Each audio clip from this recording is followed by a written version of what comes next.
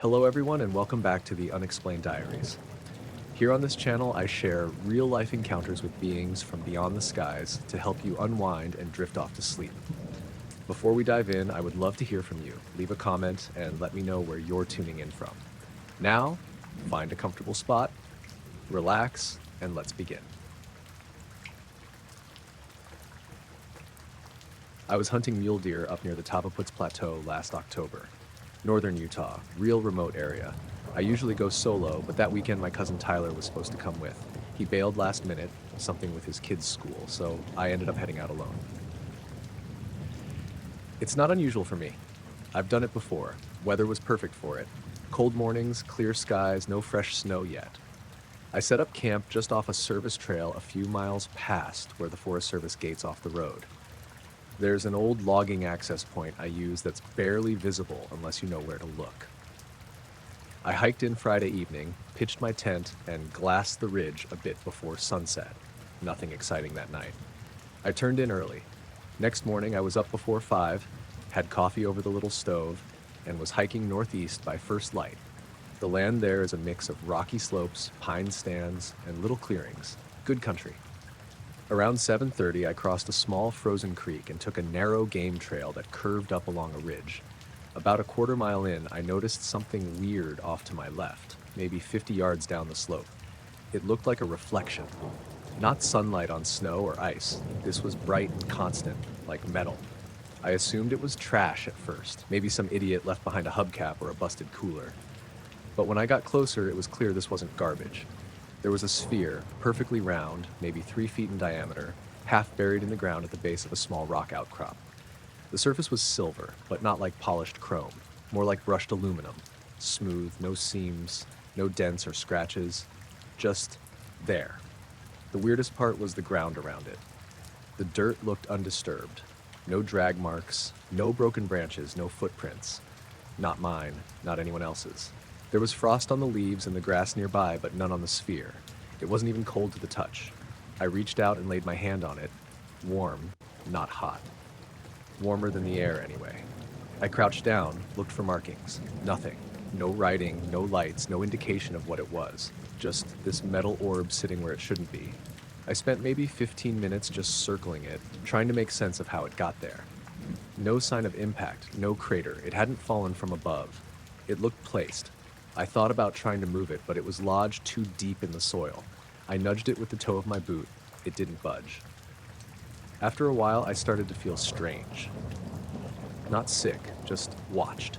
Like the air around it was heavier, if that makes sense. There were no birds, no wind. My ears felt kind of stuffed, like when you drive up a mountain too fast. I took out my phone to get a picture, and the camera app wouldn't open. I restarted it, but the screen stayed black when I tried again. I checked my GPS app next, and it froze completely. Battery dropped from 76% zero while I watched. Dead. Just like that. I carry a backup battery pack. It didn't work either. I even pulled out my little Garmin unit, which always works out there. It wouldn't boot up. No screen. I remember thinking it must have been a solar flare or something, though I've never had gear act like that before. After standing there for too long trying to figure it out, I decided to head back. I marked the spot in my mind. Big split pine just up the ridge, rocky outcrop to the west, frost-patched clearing. It wasn't far from camp, maybe a mile and a half. Back at my tent, everything worked fine. Phone turned on, GPS reset, no issues.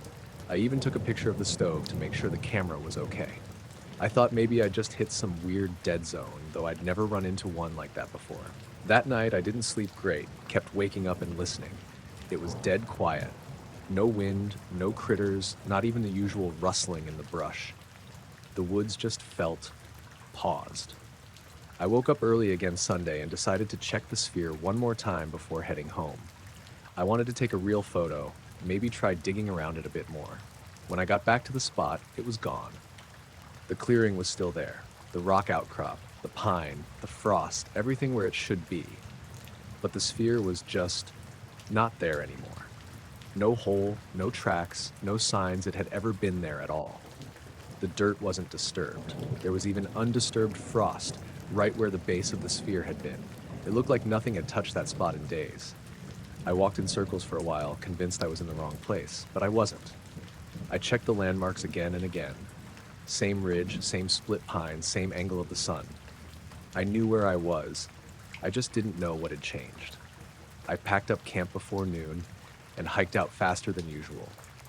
Didn't eat breakfast, didn't even make coffee. I kept checking behind me like something was going to step out of the woods. Once I got back to the truck, I drove into Vernal and stayed at a cheap motel.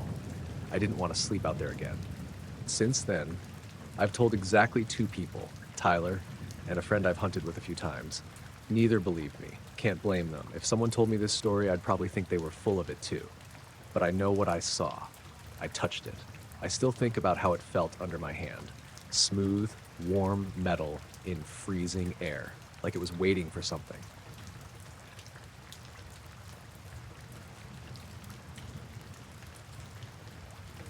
I used to hike at night a lot. Less people, cooler air, no bugs, especially in the fall.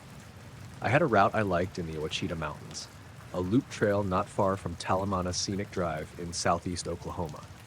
Nothing too rugged, just quiet ridgelines and dense pine forest. I always started around 8 or 9 p.m. and usually finished by 1 or 2 in the morning, depending on the pace. This night was in late October. It was cold but clear, dry enough that the leaves underfoot were crunchy and the moon was maybe half full, not bright enough to hike without a headlamp, but enough to cast shadows. I had the whole trail to myself, which I expected. I'd parked at a little turnout by the trailhead around 8:40 p.m., checked my gear, and headed in. It was uneventful at first, just peaceful. Wind in the trees, distant owls, the usual stuff.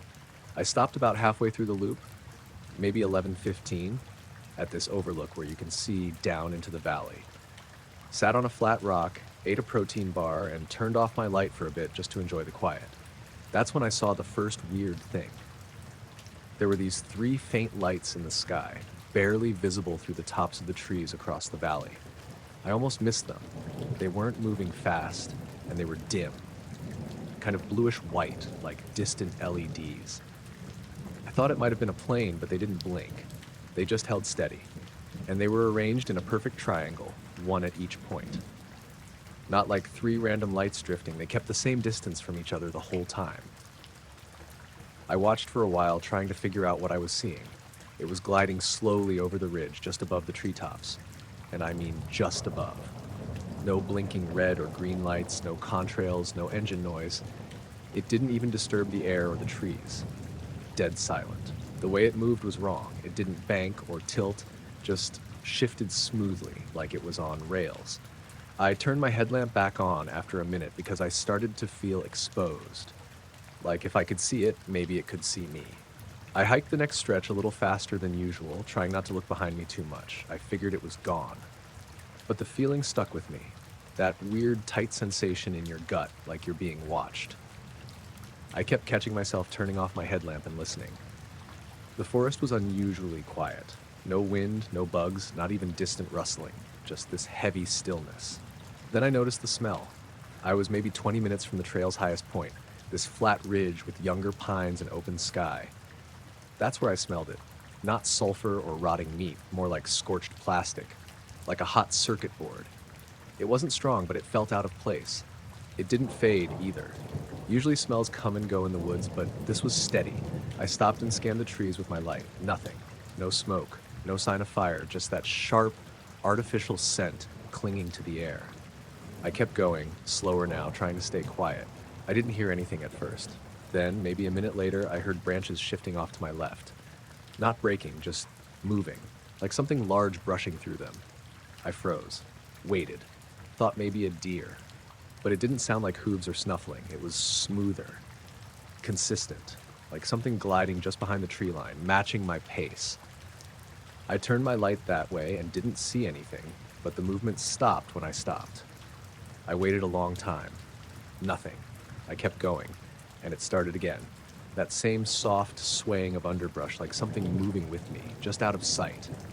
I didn't want to run, didn't want to make noise, so I sped up gradually. The sound didn't follow. When I reached the ridge, the smell disappeared. So did the movement. I stopped again near a clearing where the trail runs right along the edge of the hill. The moon was higher now. That's when I saw it again. The triangle. It was directly above the trees, maybe 100 yards out, just hanging there. Same faint lights, one at each corner. Not moving, no sound, not even the usual wind at that elevation. I killed my headlamp, crouched down by the brush, and just watched. It didn't hover like a drone, there was no wobble, no flicker, it was still. After maybe 30 seconds, it began to move. Not away, not toward me, just sideways, still flat, still perfectly level, sliding over the canopy like it was part of the sky. That's when I noticed the stars, or rather the lack of them. Inside the triangle, the sky was black. I don't mean dark, I mean empty, like it was blocking the stars completely. Even faint stars you could see in the rest of the sky weren't visible inside the shape. It was like looking at a hole in the night. I stayed crouched until it passed behind some trees and vanished from view. I didn't see it again. I waited a while, then turned my light back on and finished the loop as fast as I could without fully panicking. The weirdest part came when I got back to my car. I unlocked the door and sat for a second to calm down. That's when I realized something else was off. My phone said it was 2:47 a.m. That didn't make sense. The loop usually took me 4, maybe 5 hours with breaks. Even with the extra caution and slowing down, I should have been back by 1:30 at the latest. I hadn't stopped for long, not enough to lose that much time, but over an hour was just gone. I checked my tracking app. It showed the route, the distance, the elevation, all normal, but there was a big stretch with no data. Like, it hadn't logged anything between 2 GPS points, just a straight line across a part of the trail that should have had several curves. The gap was about the same amount of time I was missing. I drove home in silence. No music, no podcasts. I didn't even want to think. Just sat there gripping the wheel, watching the trees on the side of the road in case something showed up again. I didn't hike at night after that for a long time. I still go out during the day, but I stick to open trails, places with cell signal, places where people are nearby. I never smelled that burning plastic scent again, never saw those lights. But sometimes I'll be lying in bed and think about how quiet that thing was, how close it was, how it moved. Like it didn't care whether I saw it or not. Or maybe it did.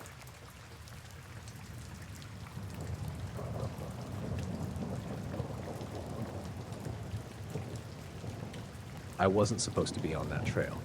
Officially, it's closed, fenced off, with signs warning of military activity. The trail's called Red Rock Ridge, just outside Fort Bliss, near El Paso, Texas. I'd driven out there a few times before just to hike the legal parts nearby, but this time I took a wrong turn and found myself past the gate on the closed section. It was early April, about 7 a.m., cool but already warming fast, dry desert air. The sky was mostly clear with a few high clouds. I'd planned to do a longer hike and figured I could turn around quickly if a patrol showed up. My pack was light: water, snacks, a map, phone, flashlight. No fancy gear, just hiking boots and my usual jacket. The path was narrow and rocky, with sparse scrub and some juniper trees. As I walked, the terrain changed from normal desert to this odd, cracked earth. Dark patches here and there that looked like the ground had been burned. Not like a campfire spot, though. These scorch marks were irregular, big blotches about 2 or 3 feet wide, mostly on the dirt trail itself. The earth there was blackened and cracked, but there were no ashes, no charred wood, no signs of a recent fire. I remember noticing a sharp smell in the air, too. It was weird, like hot metal, kind of like when you smell ozone near power lines after a storm, but there hadn't been any rain or storms for days. It wasn't subtle. It was faint, but definitely there. I sniffed a few times, trying to place it, but nothing quite matched. I stopped and crouched down, poking at the scorched dirt with a stick. It was dry and crumbly, almost powdery. Nothing on the surface looked burned in the usual way. No burnt twigs or leaves, just this blackened ground. I kept walking, feeling this growing sense of unease. The sun was higher now, maybe 8 a.m., but the trail felt strangely quiet. No birds, no insects, nothing moving. I checked my phone, no signal, which wasn't surprising that far out, but the silence felt heavier than just no reception. About a quarter mile in, I saw more of those black patches, this time covering larger areas. Some patches were the size of a car. The trail curved slightly and opened into a small clearing. It was ringed by low rocks, maybe an old campsite or something else, but there was no fire pit, no trash, no footprints besides mine. The smell got stronger here. I remember breathing shallowly, not wanting to get dizzy. My skin felt tingly, like static electricity buzzing lightly on my arms. I looked up at the sky then and saw something that made me freeze. There was this faint shimmer in the air, like heat waves rising off pavement, but different. It was a thin, wavering distortion, maybe 30 feet ahead, hovering just above the ground near one of the blackened patches. It wasn't moving like a heat haze, more like a ripple you see on water, but in the air. The way the light bent through it made everything behind it look warped and wavy. I blinked and looked again, but it didn't go away. I pulled my jacket tighter, suddenly aware that the air felt cooler right around that spot, even though the rest of the clearing was warm. The smell was intense there, a mix of that hot metal and something sharp, almost electric. I thought maybe it was some kind of gas leak or something from military tests. I considered backing away, but something stopped me. I wanted to get closer to see if there was anything on the ground or signs of activity. My curiosity got the better of me. I stepped forward, careful not to step on the scorched patches, trying to keep my footing on the rocky soil.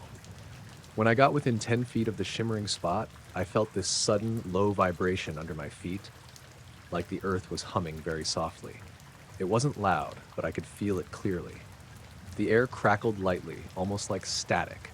My hair stood on end and the skin on my neck prickled.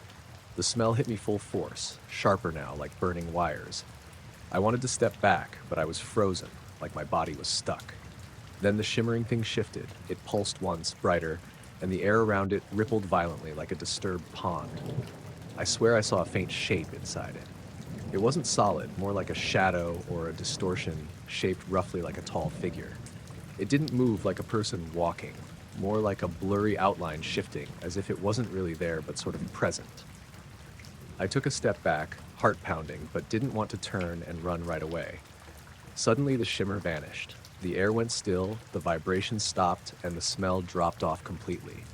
It was just normal desert again, quiet and empty. The scorched patches were still there, but they looked less intense somehow, as if the light had returned and faded some of the darkness. I didn't wait around. I turned and started walking back down the trail, quickening my pace, eyes darting around. A few minutes later, I heard something, a soft thump, like a rock falling. I stopped dead. Nothing ahead, no animals, no wind. Then another thump, closer this time, coming from the bushes to the right of the trail. I pulled out my phone, even though I knew I wouldn't get signal, just to use the flashlight. The beam cut through the scrub and shadows, but I didn't see anything. I called out, "Hello?" My voice sounded weirdly loud in the stillness. No reply, just silence. I kept moving, glancing back now and then, feeling eyes on me, but I never saw anything. By the time I reached the fence at the trailhead, the sun was higher, warming the air more, and the usual desert sounds returned. Birds calling, a lizard scuttling across rocks. I climbed through a gap in the fence and hurried to my truck, locking the doors once inside. I sat there a few minutes, trying to make sense of what I'd seen. The scorched earth, the smell, that shimmer, and the vague shape, none of it added up. The military base didn't acknowledge any exercises or incidents that morning. I checked online, but no reports of wildfires, explosions, or strange activity. I've been back to legal trails near there, but I've avoided Red Rock Ridge ever since.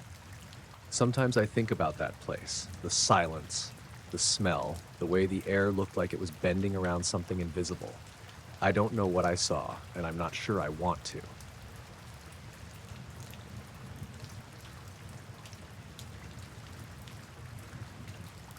I was 16 when it happened. I'd just gotten my first real camera, a Canon T6i I bought secondhand from a guy in town who'd upgraded. I'd been messing around with long exposure astrophotography for a few weeks, mostly shooting out in the field behind our house in central Oregon. We lived near Prineville, nothing but pasture and juniper trees for miles. No streetlights.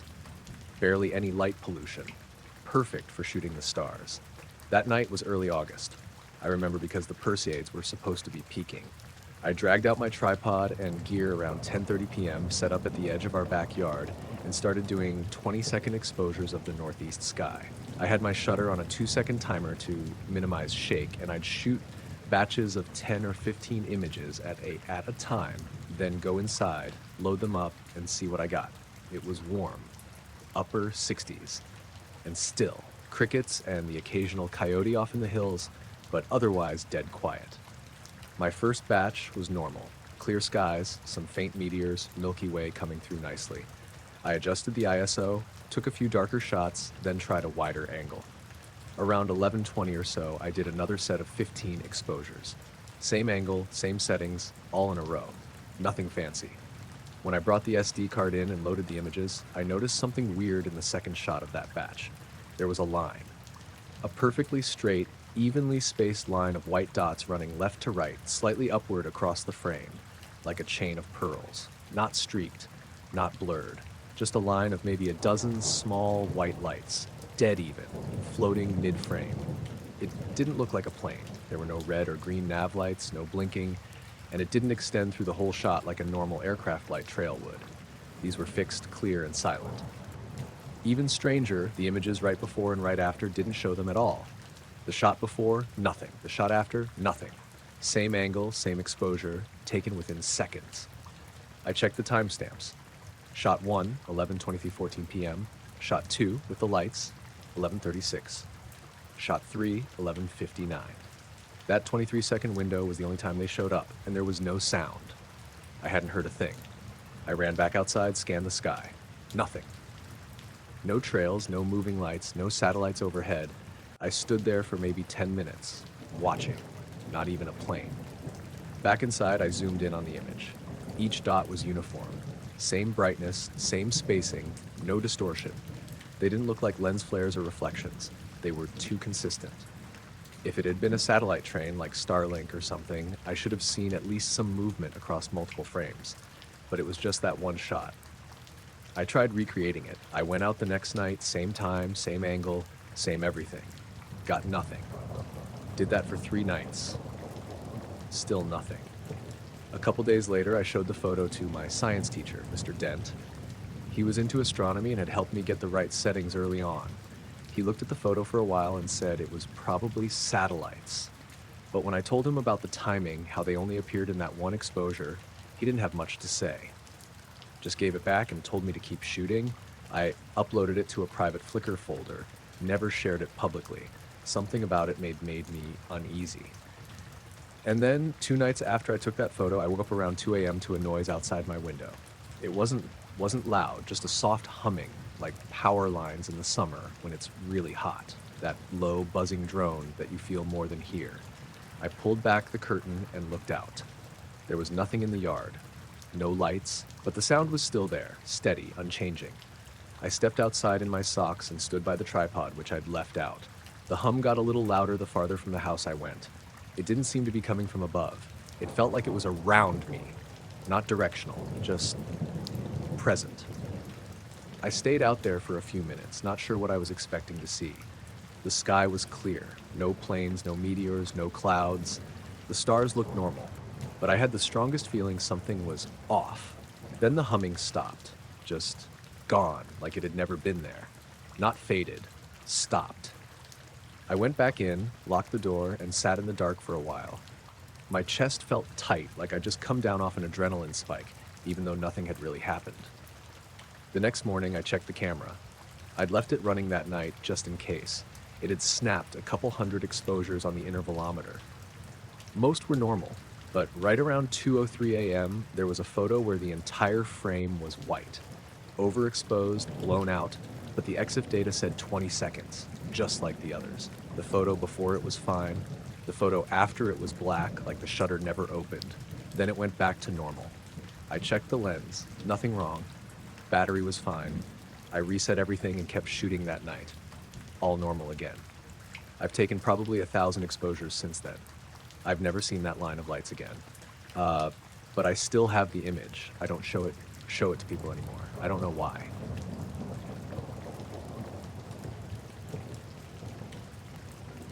It started with the humming. I moved out to a little place just outside of Ajo, Arizona about a year ago.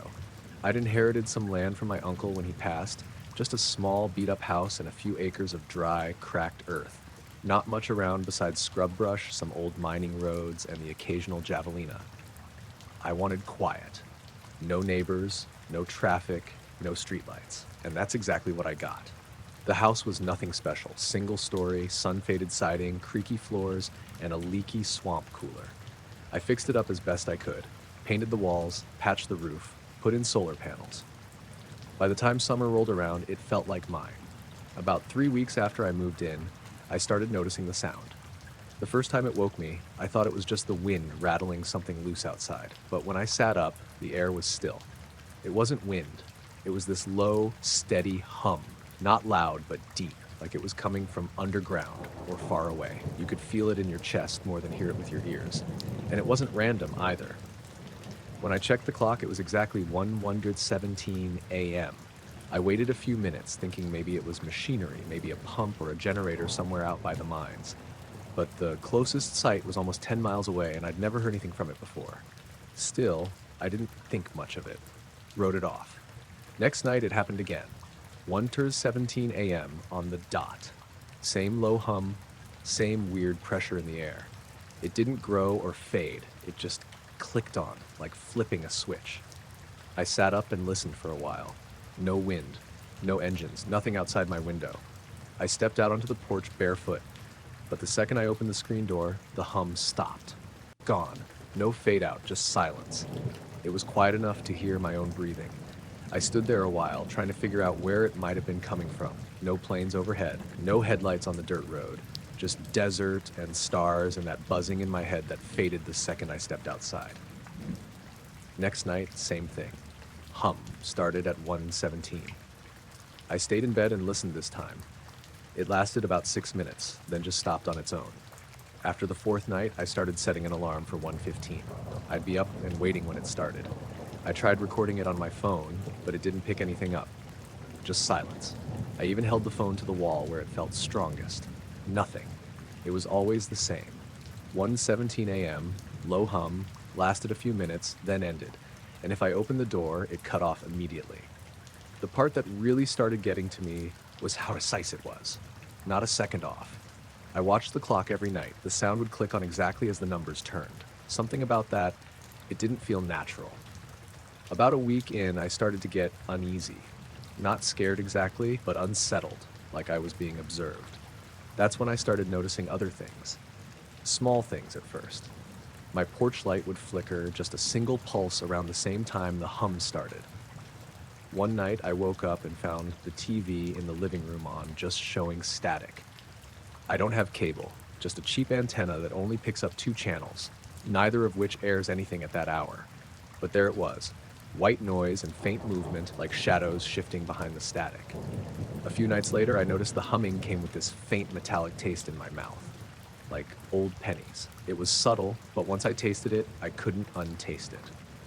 My dog, Sadie, a rescue mutt who never barks, started acting jumpy around 1 a.m., pacing in circles, ears twitching, low growls in her throat. I kept telling myself it was probably some substation out in the hills cycling on a timer, or maybe the solar battery inverter doing something weird. But that didn't explain why it always stopped when I opened the door, or why the dog noticed it too. One night I stayed outside. I got out there early, maybe 1:10, and just sat on the porch swing. Brought a blanket, turned off all the lights. I wanted to see if it would still happen if I was already outside. It didn't. 1:17 came and went. No sound. I waited out there for an hour. Nothing. It was quiet. Normal. But when I went back inside and locked the door, the hum started almost immediately. I ran back out, and it cut off again. After that, I started sleeping during the day and staying up most nights. Something about the whole thing had wormed into my brain. I couldn't relax. I kept checking the clocks. I stopped turning on the lights in the house after dark. I'd sit with the flashlight ready, waiting for it, watching the second hand crawl toward 1:17. It never missed. One night I put a glass of water on the kitchen table and sat nearby with my head down.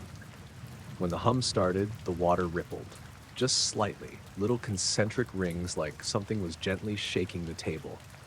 I put my hand on the surface. It wasn't vibrating, but the water kept rippling. The next night I tried again with flour. I dusted the counter, made a clean square, and sat across the room.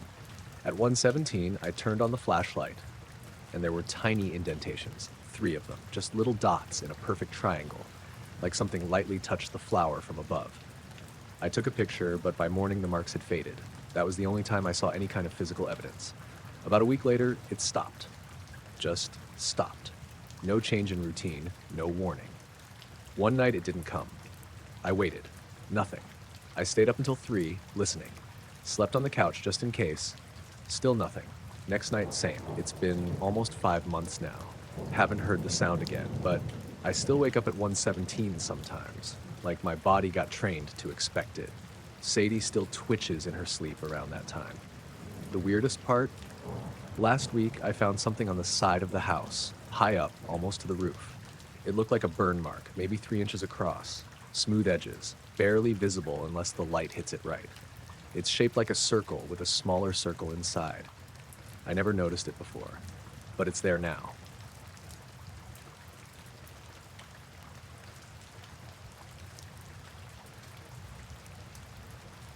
I was up early that morning, prepping the weather balloon launch out by the outskirts of Amarillo, Texas. It was late April, just before dawn, and the air was cool but already holding the promise of heat for later. I work as a meteorologist for a small private research outfit, mostly routine stuff, sending balloons up to gather upper atmosphere data for storm forecasting. Nothing glamorous, just charts and numbers, but I liked the work. I liked being out where the sky was wide and empty. That day, the launch went pretty much like any other. We set up the balloon and the payload, sensors, radios, a tiny camera pointing down at the Earth. The whole thing was automated except for the launch and the tracking. I was standing next to the basket, watching it rise, the balloon getting smaller and smaller, drifting east with the morning wind. I had the radio scanner on, listening to air traffic chatter from nearby commercial flights. The balloon usually went up for an hour or two before bursting and falling back with a small parachute. After it was airborne and climbing steadily, I decided to pull out my binoculars and watch the horizon. The sunrise was coming fast now, painting everything pale gold. I noticed a tiny bright dot way up high, almost too small to be anything, but it wasn't moving like a plane or a bird. It just stayed there, still like it was watching. I figured it was probably a weather satellite or maybe a drone from a research group. But something about it didn't sit right. The light was a sharp silver, not blinking or flashing, no navigation lights, just a smooth, constant shine reflecting the sun. I adjusted the binoculars to get a better look. The object looked small, maybe a few feet wide, but too far away to be sure. It was hovering, almost perfectly motionless. No sound, no contrails, no blinking lights, no wings or rotors. Just this smooth, metallic glint suspended against the pale blue sky. I tapped the radio and called over to the air traffic controller frequency. "Hey, this is Amarillo Weather Balloon Launch. We're seeing a small object about 20,000 feet up, slightly north of our location. Do you have any traffic or reports on that?" Static filled the channel. Then a calm male voice came through. "No known traffic in your area at that altitude. Nothing on radar matching your description. Are you sure?" I told him what I was seeing and gave rough coordinates, but the response was basically, "Nothing on radar, no other flights nearby." I scanned around the spot again. The balloon was climbing higher now, almost 23,000 feet, heading into commercial airspace, but the object was still there, just beyond the balloon's altitude, maybe another 5,000 feet higher. I was tracking the balloon's telemetry on my laptop, watching the data scroll by. Then I noticed something odd. The balloon's GPS altitude was fluctuating a little more than usual. Nothing extreme, but it was dipping and rising in a way that seemed off for a stable ascent. I checked the camera feed from the balloon. Although it was pointing downward, it caught a little slice of sky above the horizon. At first, the metallic object wasn't in frame, but as the balloon drifted, it slowly edged into view. It was faint, but definitely there. A tiny shape, perfectly round, smooth, and gleaming. After a few minutes, the balloon's data showed an unexpected slowdown. The ascent rate dropped sharply, then leveled off. I looked outside, scanning the sky in that direction, but the object hadn't moved. A sudden wind gust rattled the equipment on the ground. The temperature was starting to climb, and the early morning calm shifted to a steady breeze. I pulled my jacket tighter as the sun came up fully. I was pretty sure I should have contacted someone else, FAA, military, or air traffic again, But I hesitated. The object wasn't doing anything threatening. It just hung there, like a silent watcher. I kept an eye on the screen and binoculars for another 20 minutes. The balloon started to descend slowly, as expected. The object remained still, its metallic surface catching the sun's rays in a way that made it look almost liquid. At one point, a small commercial jet crossed the horizon, heading west, well below the object. The plane's pilot didn't report anything unusual on the frequency I listened to. The balloon's descent was smooth until the altitude dropped below 15,000 feet. That's when the object suddenly vanished. 1 second it was there, the next, gone. No flash, no noise, no trail, just disappeared. I kept looking for it, scanning the sky for a good 5 minutes afterward. Nothing. The balloon's parachute deployed as planned, and it drifted gently down to the ground about 50 miles east of Amarillo. I drove out to retrieve it later that afternoon. Back in the office, I reviewed the flight data again, hoping to find something I'd missed. The altitude fluctuations during the ascent made me uneasy, like something had affected the balloon's buoyancy or pushed against it. But the sensors showed no signs of interference, no electromagnetic spikes, nothing unusual besides the weird changes in altitude. I sent the footage from the balloon's camera to my supervisor, cropped to just the sky portion where the object appeared, but the file looked grainy and distorted in that area. It almost looked like the camera sensor struggled to focus on the object, like light was bending oddly around it. That footage was gone by the next day. My supervisor told me it had been lost during transfer, an error in the server or the hard drive crash. I asked to see backups, but there were none. I checked in with the FAA the following week, asking if there were any unusual reports or radar logs around the time of the launch. They said everything was normal. No unknown objects detected, no flights near the balloon other than the scheduled commercial traffic. I haven't heard about anything like it since. No one else saw it. No one reported anything.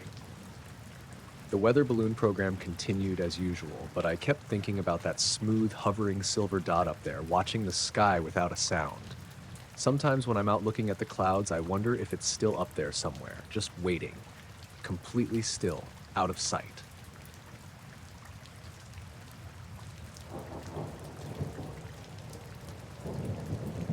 I was out at the edge of town one Saturday evening, just past sunset, flying my drone. It was early September in northern Vermont, so the air was still warm, but with a crispness that hinted at fall. I like flying late in the day because the light is soft and the shadows make the trees and hills look more dramatic. It's a pretty quiet spot, a little clearing off a gravel road surrounded by dense forest. Perfect for getting a good flight without interruptions. I'm not some expert or anything, just a hobbyist with a cheap DJI I got last year. Mostly, I just fly around, record some video, and mess with the footage later. It's calming, honestly. But this time, something happened that I can't really explain. I had the drone up for maybe 15 minutes, flying it in a wide circle, watching the camera feed on my phone. I was about 200 feet up, just above the treetops, when I noticed something off on the horizon. There was a dark shape against the fading light, sort of hovering low over the tree line, maybe a mile away. At first, I thought it was a bird or a helicopter, but there was no sound. I zoomed the drone's camera in to get a better look. The object was definitely dark, but it had no wings, no tail rotor, nothing to suggest it was a plane or helicopter. It was just there, still.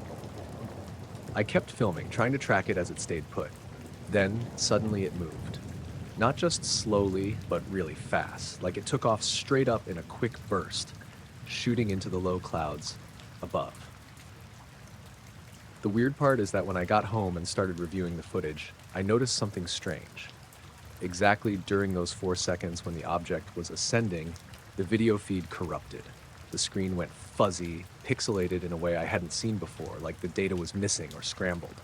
Before and after those 4 seconds, the footage was crystal clear, but that tiny chunk was totally unreadable. I checked the drone's SD card. No issues, plenty of space. I tried repairing the file with video software, but it only fixed the parts outside that 4 second. The corrupted section stayed glitchy and unreadable.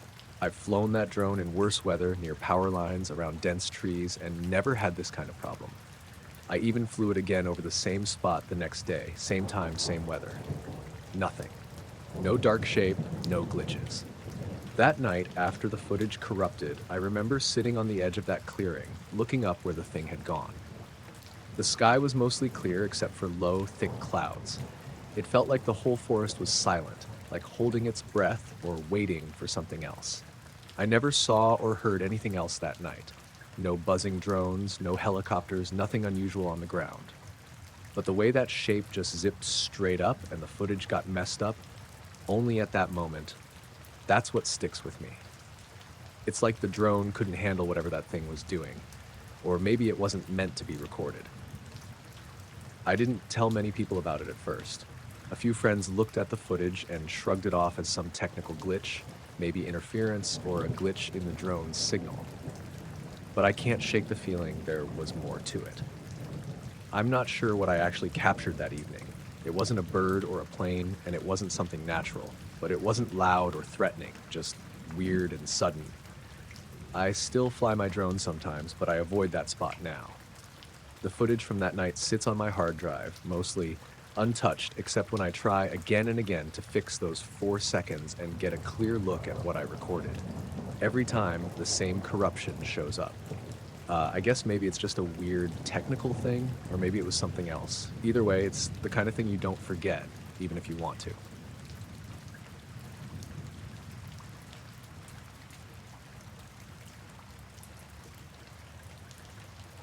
I was working out near White Sands last September, west of Alamogordo. Contract gig through a civilian aerospace company, assisting on a high-altitude weather balloon test. Pretty straightforward setup. Launch, track ascent, collect telemetry, recover payload. I'd done a few already, nothing exciting, just hot, quiet desert work.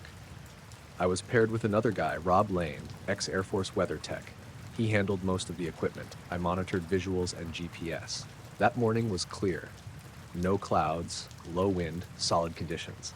We got to the site around 5:30 a.m. It's nothing but open scrubland out there, just a few dirt roads and some fencing in the distance. Sun hadn't come up yet, but we had enough light from the horizon to start prepping. I remember how still it was. No birds, no insects buzzing, just the sound of our gear and the occasional crunch of gravel under boots. We launched the balloon at 6:12. It caught the morning light beautifully. The thing gleamed as it drifted up almost motionless for a second and started its slow climb. I logged the time and initial altitude. Everything was smooth. We watched it ascend to about 30,000 feet over the next 40 minutes. Telemetry was steady. Wind speed, temperature, barometric pressure, all normal. Then, right around 6:52, our data feed started acting weird. First it lagged, then froze entirely. The GPS locked up at 31,200 feet. I thought it might be a loose antenna or interference from terrain, but there's nothing out there to block line of sight. It just dropped out. Rob swore a little, started rechecking connections. He rebooted the receiver, toggled the gain settings.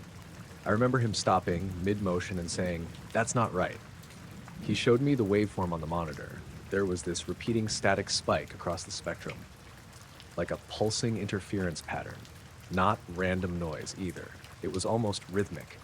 We'd both seen signal anomalies before, but this was sharp, regular, and strong. I stepped away to get a clearer view of the sky.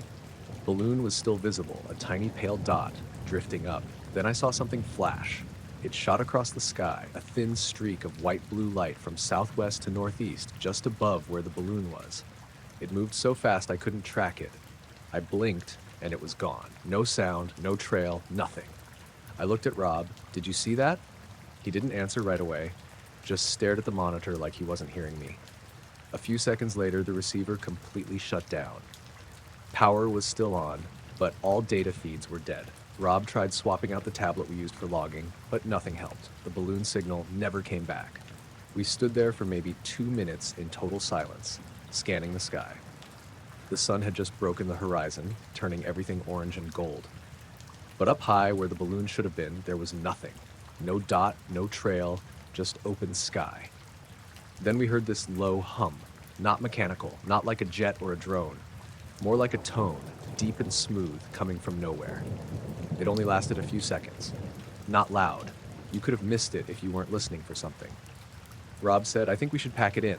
I didn't argue. We started coiling cables, pulling down the antenna mast. I kept glancing up, half expecting to see something, another flash maybe, or a shadow, but there was nothing. I couldn't shake the feeling something was still up there, just out of sight. As we were stowing the equipment, the air got noticeably still, dead calm. Not a breath of wind. That's rare out there. Usually there's always a breeze. The flag on our truck antenna wasn't even twitching, just flat against the pole like it was glued in place. I checked the portable barometer. Pressure had jumped slightly, which was odd. It usually drops as the day warms up. Rob noticed it too, but didn't say anything. On the drive back, Rob stayed quiet. Normally he'd talk, complain about the heat, crack dumb jokes, but this time, nothing. He kept glancing at the rearview mirror like he expected something to be following us. We got to the base station just before 9. Our supervisor Jeff was waiting. We told him the balloon went up fine, but we lost the signal around 30,000 feet and couldn't reestablish. He asked if we wanted to try tracking recovery via the backup beacon. Rob said, "I don't think it's worth it." That surprised me. He was always the one pushing to chase down payloads, even in rough terrain. But he looked pale, like he'd seen something he couldn't explain.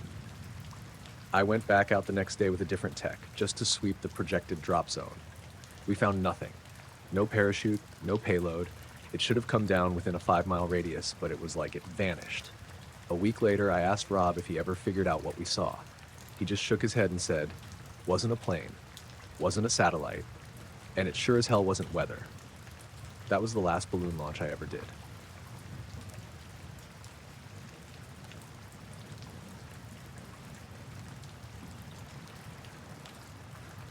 I was driving across New Mexico on a Friday night last October, headed from El Paso to Albuquerque. I'd made the drive before, but usually during the day. This time, I got a late start and didn't hit the road until around 7:30 p.m. I figured I'd be up I-25 before midnight if I didn't stop too long. It was one of those long, dry nights. No clouds, no moon, just endless black sky above and the occasional headlights coming the other way. After Las Cruces, it gets quiet real fast. Nothing but desert on both sides and that worn-down strip of highway stretching out ahead like a treadmill. I passed Truth or Consequences around 9:30, stopped for gas at a tiny all-night place that looked half abandoned, grabbed a Red Bull and a pack of peanuts, stretched a little, then got back on the road. That's when I noticed it. About 10 minutes north of the gas station, I checked my rear view and saw a single bright light behind me. Not headlights, just one big white light. At first I figured it was a motorcycle, but it was too bright, more like a spotlight. It was maybe a quarter-mile back, staying dead center in my mirror. I kept glancing at it every few minutes, waiting for it to pass, but it never got closer. Never faded either. It just hovered at that same distance, like it was matching my speed exactly. I sped up a little. Not crazy, just went from 70 to about 80. The light stayed the same, still dead center in the mirror. I slowed down, dropped to 60. It stayed with me. No shape, no red or blue flashes, nothing to suggest a police car or tow truck, just this single glaring white light hanging back like it was on a tether. I started to feel weird about it. Not scared yet, just off. Something wasn't right. I flicked my brights on and off a couple times. No reaction. I hit the brakes, hard enough to drop speed quick, but not enough to cause problems. The light stayed exactly where it was. I even pulled over onto the shoulder at one point, figuring maybe it was some kind of drone or highway survey vehicle or something. I killed my engine and sat there with my hazards on. The desert was totally silent. No bugs, no wind, no sound from the light behind me. It didn't move, just hovered there on the road, maybe 3 or 4 car lengths back, glowing like a stadium lamp through my back window. I stepped out of the car for a better look. My eyes had to adjust. Whatever it was too bright to stare at directly. I tried walking a few steps toward it, but the light didn't move or make a sound. There was no vehicle behind it. No silhouette, no engine noise, no tire hum. Just this huge white orb sitting low over the asphalt. Then, after maybe 20 seconds, it blinked out. Not faded, just gone, like flipping off a switch. One moment it was lighting up the desert behind me, and the next it was pitch black. I stood there for another minute or two, scanning the horizon. Nothing. Just the empty road, the stars, and the soft tick of my cooling engine. I got back in the car and started driving again. For the next 20 miles, I kept checking the mirror, waiting for it to show up again. Nothing did. No cars, no lights, no movement. But the weirdest part was how quiet everything felt. Even when I passed the little exit near San Antonio, not the big one, just that tiny dirt turnout with the cattle guard, I expected to see at least one other car. But I didn't see anyone. No traffic in either direction. Eventually, I hit the outskirts of Socorro and saw a few taillights merging from a side road. That's when everything felt normal again. Like the air shifted back to the way it was supposed to be. I didn't tell anyone about it for a while. Not because I thought I imagined it, but because I couldn't explain it without sounding crazy. I wasn't tired. I hadn't been drinking. The light was real. I saw it with my own eyes for almost an hour. I still don't know what it was.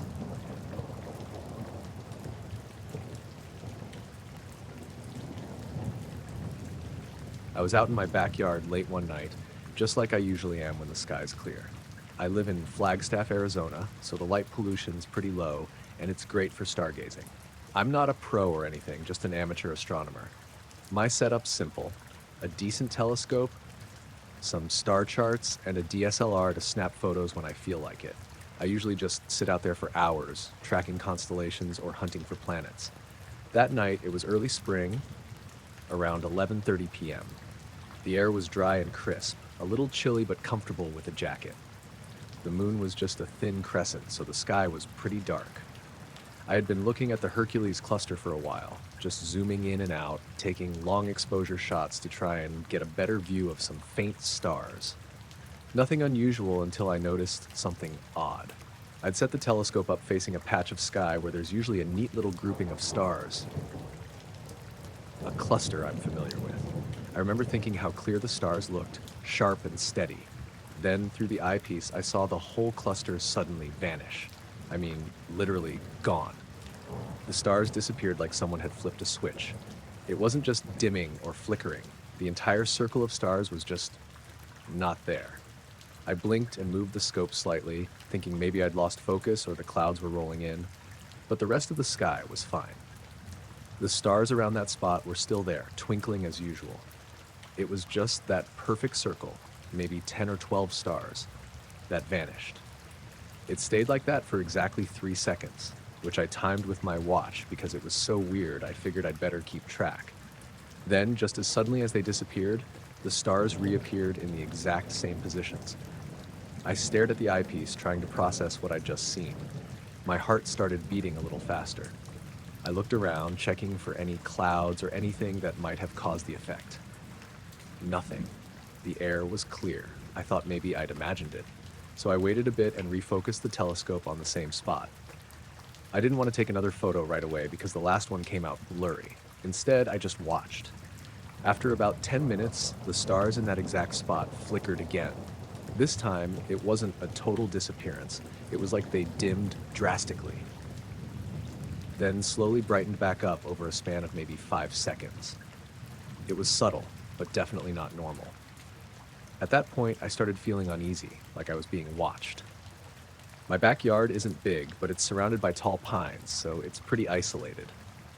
I glanced behind me, half expecting a neighbor or a late-night dog walker.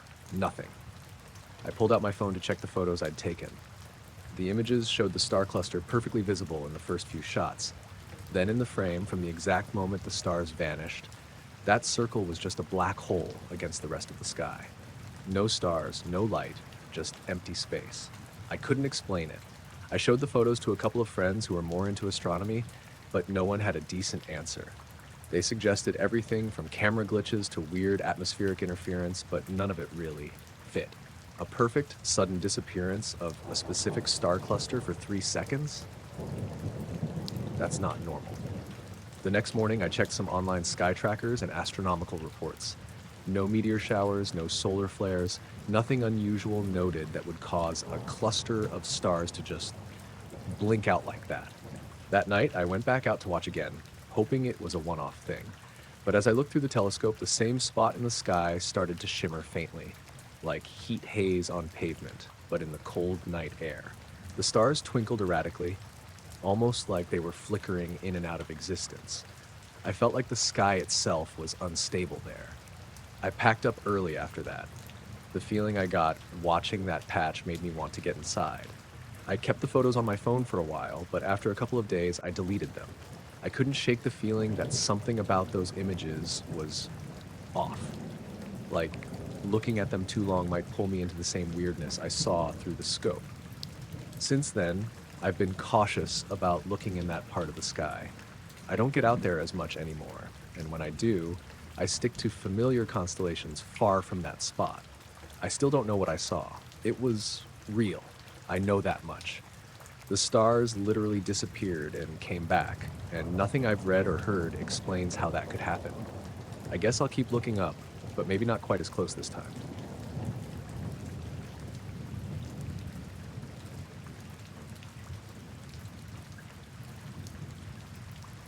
I've always liked driving out into the desert alone.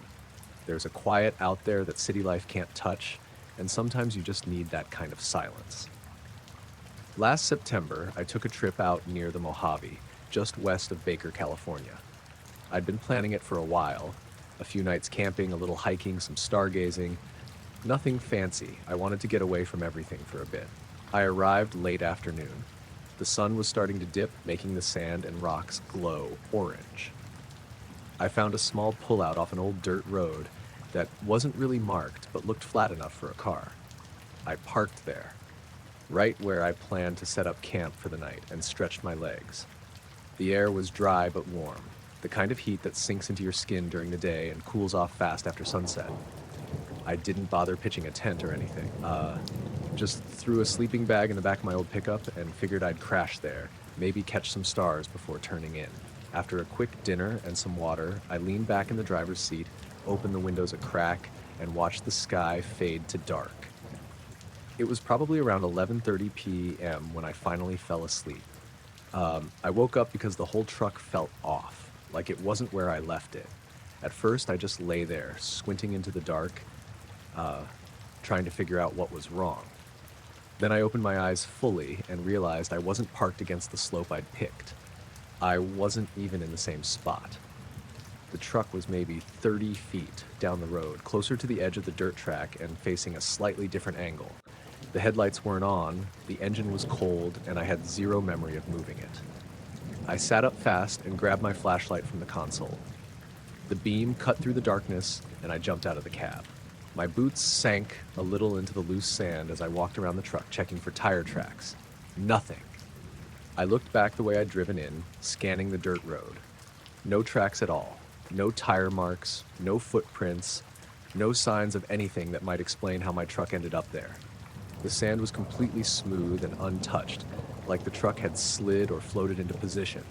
It was impossible. I double-checked the truck's surroundings. No branches caught under the bumper, no signs of a bump or scrape. Everything looked normal, except that the truck wasn't where I'd left it. I remembered exactly where I'd parked because I'd scouted that spot earlier to avoid rocks and dips. This wasn't just a few inches off. It was 30 feet down a dirt track with zero disturbance. I walked back to the original parking spot.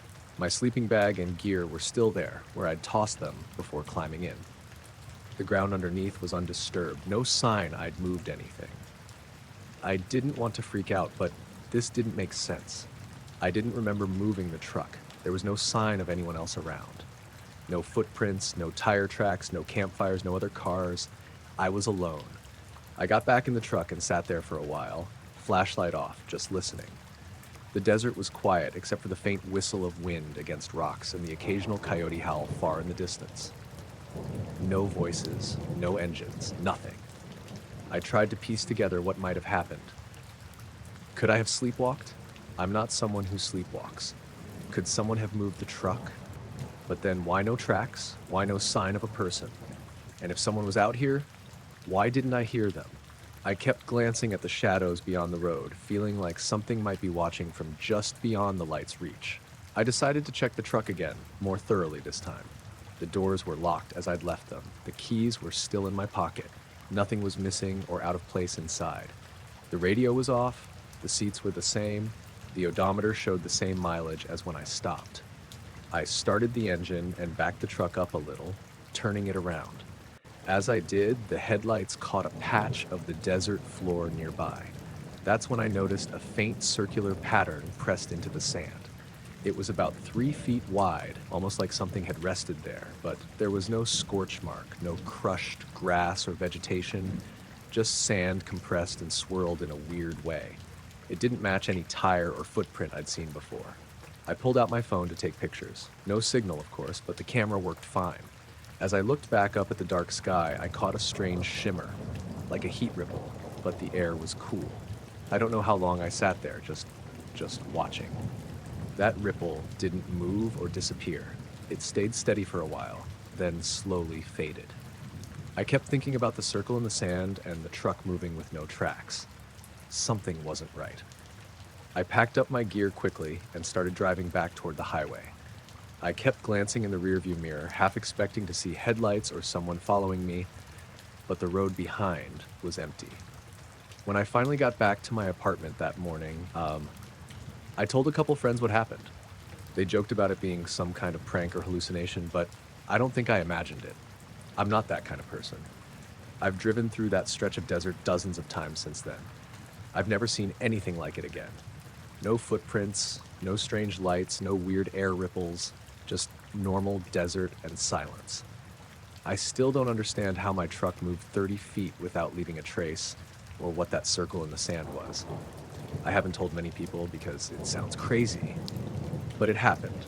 And sometimes when I'm lying in bed, I wonder what else might have been out there that night, watching or waiting.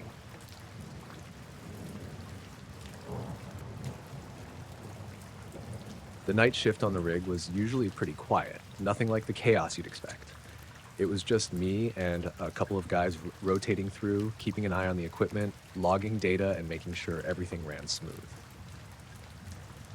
I worked out in the Gulf of Mexico, on this offshore oil platform that's basically a tiny city in the middle of the ocean. You get used to the constant hum of the machines, the smell of salt and oil mixing in the air, and the endless stretch of dark water all around. It was late May, around midnight, and the weather was unusually calm. Usually there's at least a breeze cutting through, but that night the air was still, almost too still. The ocean surface looked like glass. I was up on the deck, checking the gauges near the drilling tower, when I noticed something off in the distance, near the horizon. At first it looked like a faint glow, pale blue, like the color of a deep pool under a nightlight. It was just a small spot, barely noticeable, but it was moving, slowly, and against the wind. That's what got my attention because the wind was steady out of the southwest, but this light was skimming east to west, almost like it was gliding right over the water's surface. I thought it might be one of those fishing boats with a weird light, or maybe a buoy with some kind of electrical fault, but no sound came with it. Usually, you'd hear a boat's engine or some sort of hum from machinery on the water, but this was silent. I grabbed my binoculars and focused on it. The light was about the size of a basketball, a perfect sphere, glowing softly, with no flicker or blinking. It skimmed across the surface with a smooth, fluid motion. No waves or ripples where it passed, which didn't make sense. Normally, anything moving on water that fast would leave a trail or disturb the surface. I called over one of the other guys, Jake, who was nearby on the platform. "Hey, you seeing this?" I said, pointing toward the light. Jake looked, squinted for a moment, and nodded. "What the hell? That's not a boat, is it?" "No idea," I said. "It's moving against the wind, and I don't hear a thing." We watched in silence for maybe 5 minutes as the sphere glided steadily across the water, keeping a low altitude just above the surface. The water below looked completely undisturbed, no wakes, no splashes, nothing. It was eerie how clean the path was. Then suddenly, the sphere shot straight up. I mean, it accelerated faster than anything I'd ever seen, like it disappeared in a flash. No noise, no ripple, just a blur of pale blue light that vanished in the black sky. Jake blinked and rubbed his eyes. "Did that just happen?" "Yeah," I said. My heart was pounding. I pulled out my phone to check the time.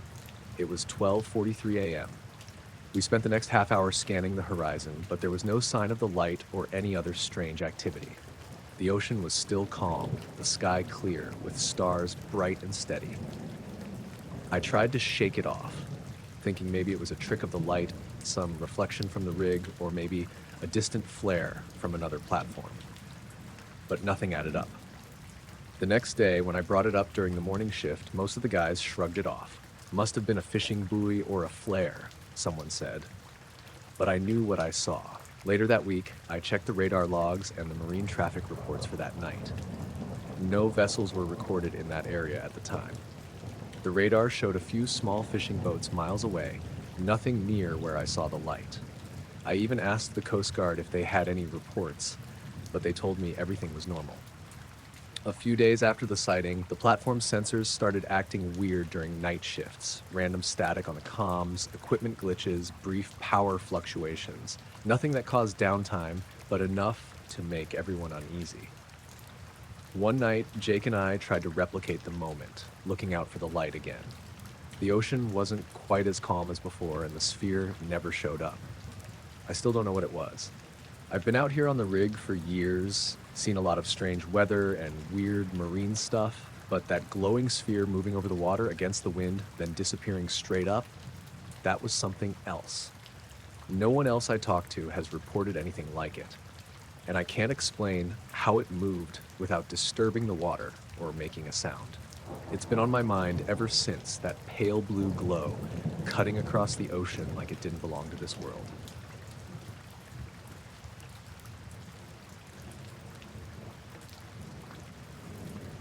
I was driving back to Reno from Vegas after a work conference, mostly stuck on Highway 95 through the Nevada desert.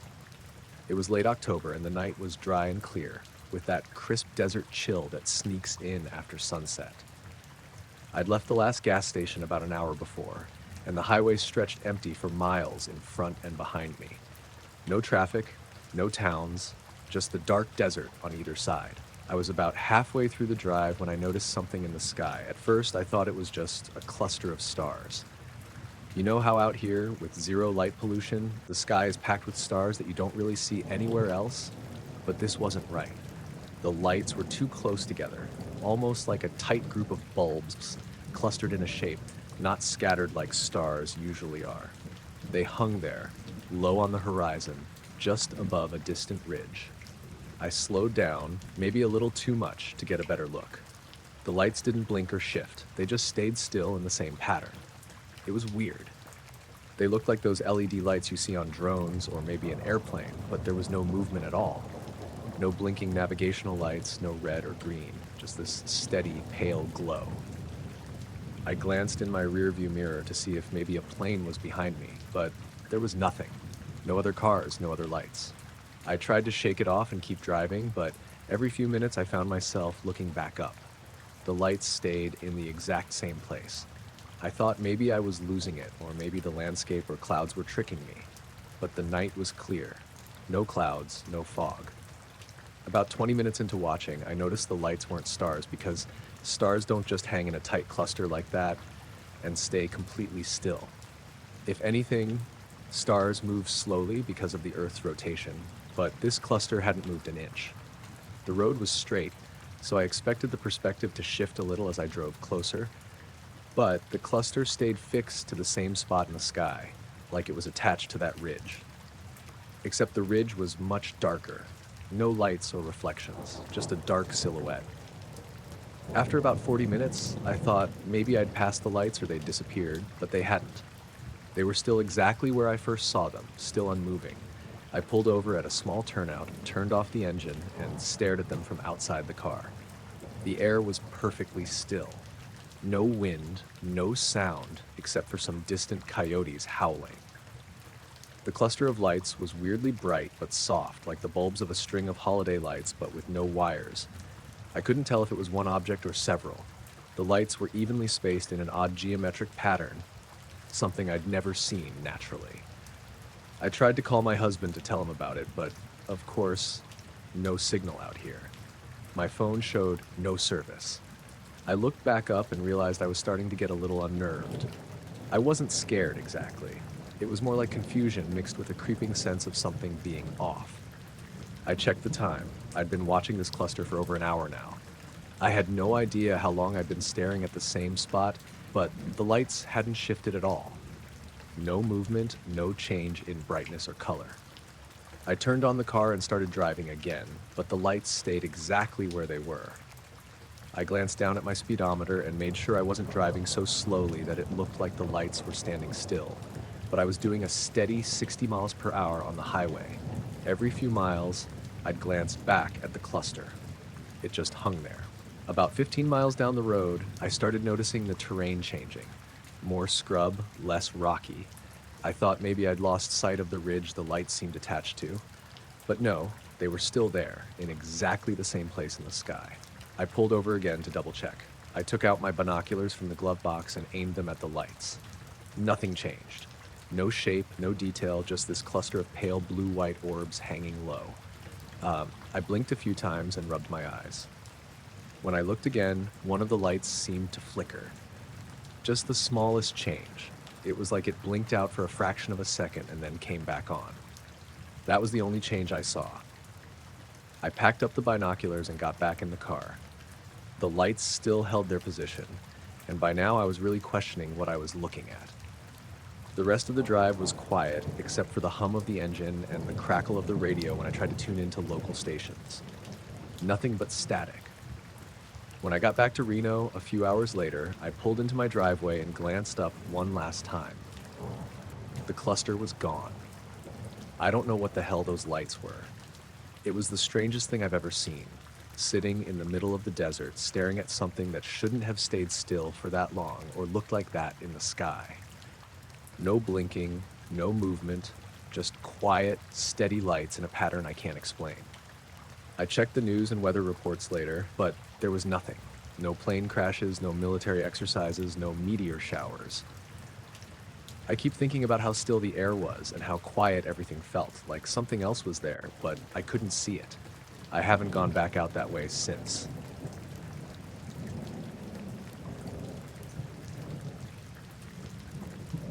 I was flying a routine cargo leg from Salt Lake City to Sacramento. Just me in a Cessna Citation Excel. Empty cabin except for a couple of pallets of small freight. Nothing sensitive. Light load. We'd had a late departure because of weather in Reno, but the skies were smooth by the time I leveled off at 40,000 feet, somewhere over northern Nevada.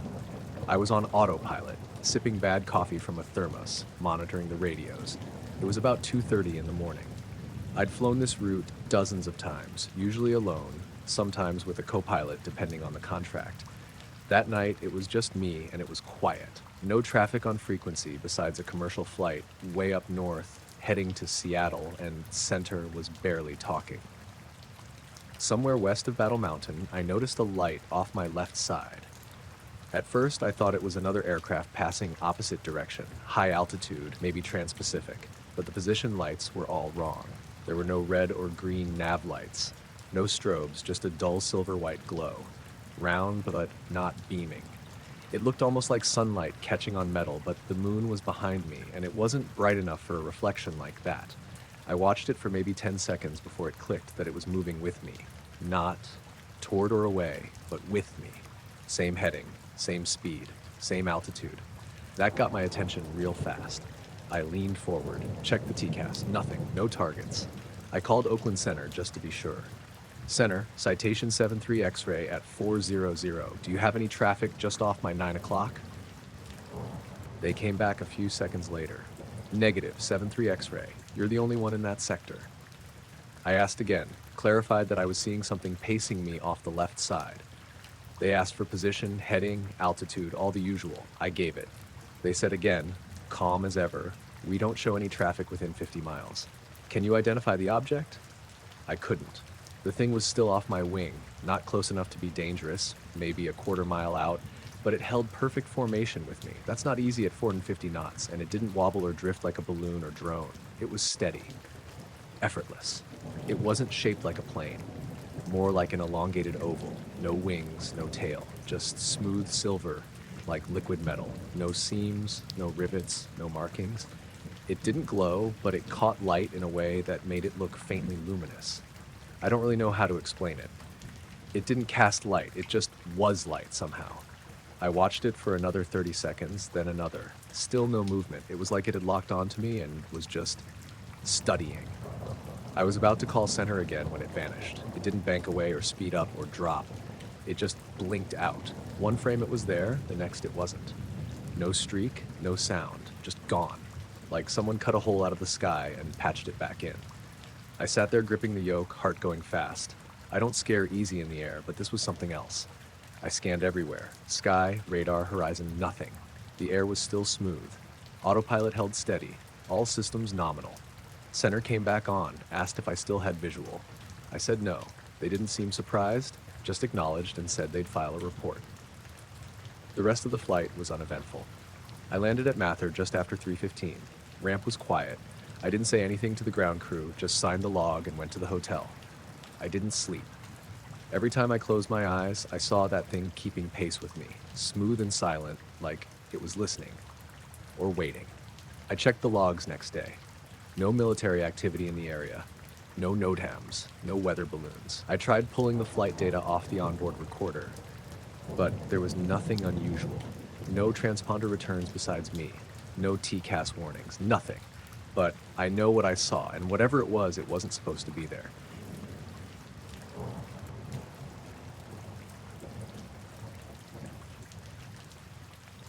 It was just after 3 in the morning when it happened. Me and Bobby were working the overnight shift on a repaving crew about 40 miles outside Missoula, out on Highway 200. That stretch between Potomac and Ovando is dead quiet at night. No houses, no gas stations, just pine forest and the occasional truck hauling through. We were on mile marker 84, laying down fresh asphalt in the eastbound lane. Most of the crew had wrapped up by then. Just the two of us left, finishing cleanup and waiting on a tanker to bring more oil. Our supervisor, Ken, had driven off to meet the truck back near Clearwater Junction, said he'd be maybe an hour. So we were out there, standing in the dark with our vests and headlamps on, leaning against the pickup and shooting the breeze. Clear sky, warm for May, probably high 50s, and bone quiet. You could hear the wind brushing through the trees if you stopped talking long enough. Around 3:20, I think, Bobby lit a cigarette and pointed up at the stars. Said something dumb about Orion's belt being crooked, and I looked up just to humor him. I didn't see Orion. I saw something else. There was this patch of sky, almost directly overhead, where the stars just disappeared. Like someone had taken a cookie cutter to the night. It was shaped kind of like a boomerang, but real wide and subtle, no sharp corners. I wouldn't have noticed if I hadn't already been looking up. It wasn't lit or glowing, it wasn't reflecting anything. It was just there, darker than the sky around it, and moving. It passed over us slower than a plane, but it was huge, massive. You couldn't see edges exactly, just this shape blotting out stars as it moved. No noise, not even a hum. I kept expecting to hear jets or rotors, but there was nothing. Bobby saw it too. He stopped mid-sentence and just stared. Neither of us said anything for maybe 10 seconds. We watched it glide from east to west, right across the highway and over the trees. It didn't cast a shadow, even with our work lights aimed up a bit. The stars reappeared behind it like nothing had been there. Once it was gone, Bobby finally spoke, just said, "What the hell was that?" I didn't have an answer. We stood there for a minute longer, looking where it went, then back at each other. Then I realized the forest had gone completely still. No insects, no birds, nothing. The kind of silence that presses on your ears. Bobby noticed it too. He flicked his cigarette and said we should wait in the truck. So we got in, closed the doors, and sat there with the engine off. A couple minutes later, the sound came back. Crickets, a far-off owl, wind in the branches, like flipping a switch. That's when I started wondering if we'd imagined it. But we hadn't both seen the same shape, same path, same silence, just to make it up. 10 minutes after that, Ken radioed in and said he'd be delayed. Something about a washout past the junction. Told us to sit tight another 45 minutes. We didn't say anything to him. Didn't seem worth it. Bobby stayed quiet the rest of the night. I caught him looking up a few times, real quick, like he didn't want to see it again. Next day, we didn't mention it to the rest of the crew. When Ken asked how the night shift went, Bobby just said, "Uneventful." And that was that. But I've driven that stretch maybe 20 times since, and I don't look up when I'm alone anymore.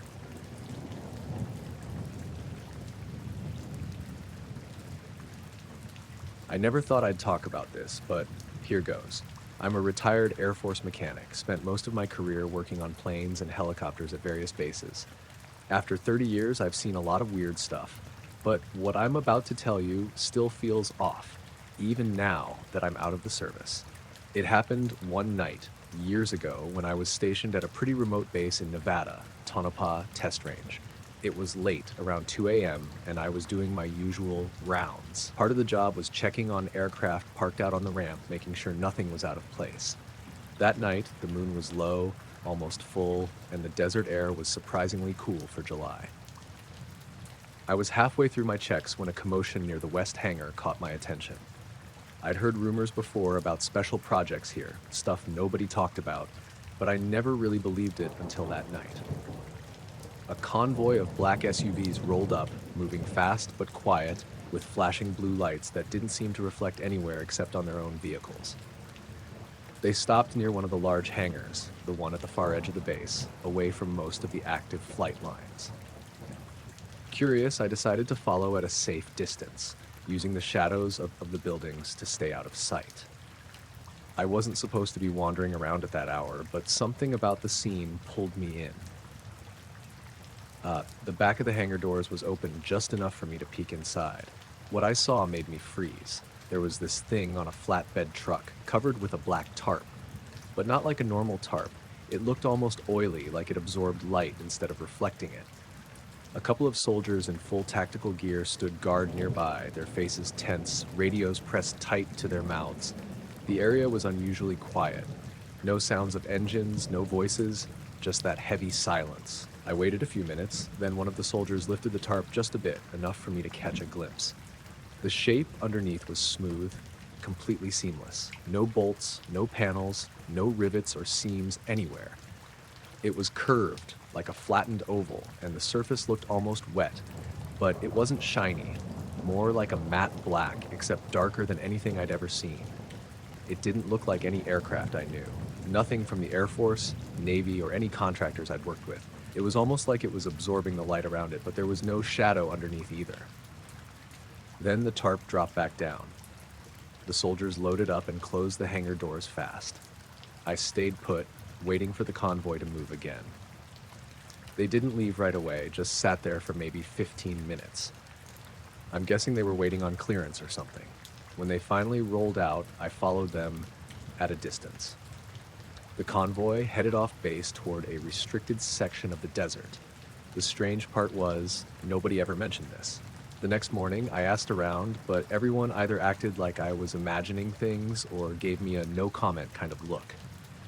I kept quiet too. I wasn't about to get in trouble, and honestly, I didn't want to deal with any rumors. But that night stuck with me. The way the craft looked, like it was alive, almost, and the way the guards treated it like it was something dangerous, not just classified. Weeks later, I checked the logs and base reports for any flights or tests that might explain it. Nothing. No records of new aircraft, no unusual activity. It was like whatever it was never existed. I tried to forget about it, but the feeling of watching that thing so smooth and silent kept coming back. Years passed. I retired, moved to a small town in Colorado, and tried to put my Air Force days behind me. But sometimes when I'm out on the porch at night, I think about that convoy, about the way that object moved through the shadows, and I wonder if anyone else ever saw it. It's like a ghost you know is real, but can't prove. Something out there, hidden, moving in the dark, and the silence around it is louder than any engine roar I ever worked on.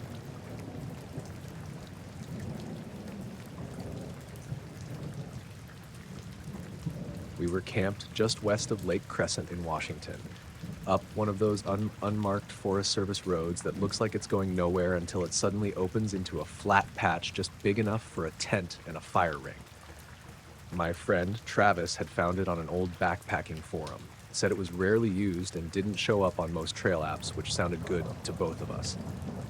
We wanted quiet. It was late September. Days were cool, nights cold. We'd packed light, one two-person tent, a couple foam pads, the basics. Got there early afternoon, hiked around a bit, then made a small fire and cooked noodles in a titanium pot. We turned in around 10. I remember waking up sometime in the middle of the night. No idea what time. My first thought was that it had started to rain, but it hadn't. The air was dry. cold enough that I could see my breath even inside the tent.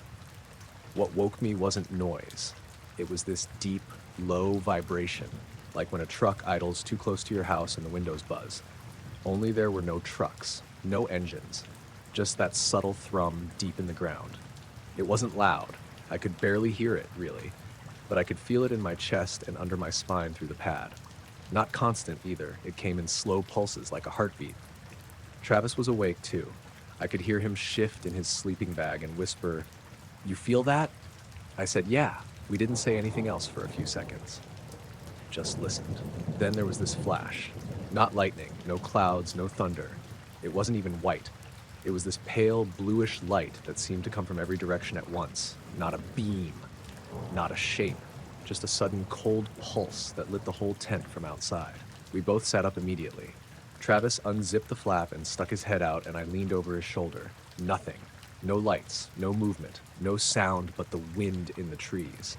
He stepped out barefoot, crouched low like he was expecting to catch someone nearby. I followed him.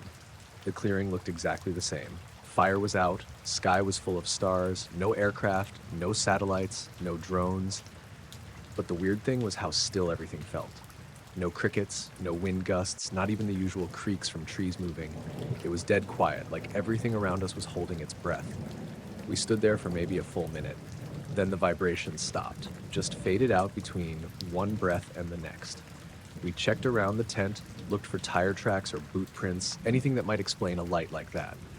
There was nothing. The ground was undisturbed. We didn't talk much after that. Just climbed back into our bags and lay there. I didn't sleep again. The next morning was normal. Sun came through the trees like usual. Birds were back. Everything felt totally fine, except one thing. The air inside the tent had this faint metallic smell, like hot coins or blood. Just for a minute. Travis noticed it too. Neither of us said anything about it while we packed up.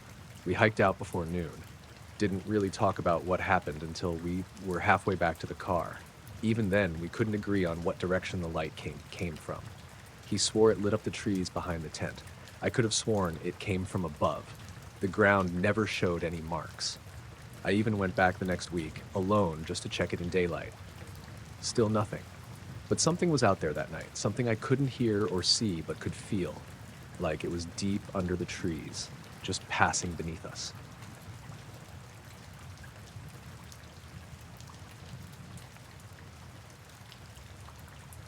I worked security for a small water company out in rural Nebraska, just a few towns scattered across flat farmland and open sky. The job was mostly quiet, except for the usual trespassers or a broken fence now and then. Nothing that made you second-guess your life. That's why what happened one night a few years back felt so out of place. It was early October, a clear night with a slight chill in the air, just after dusk.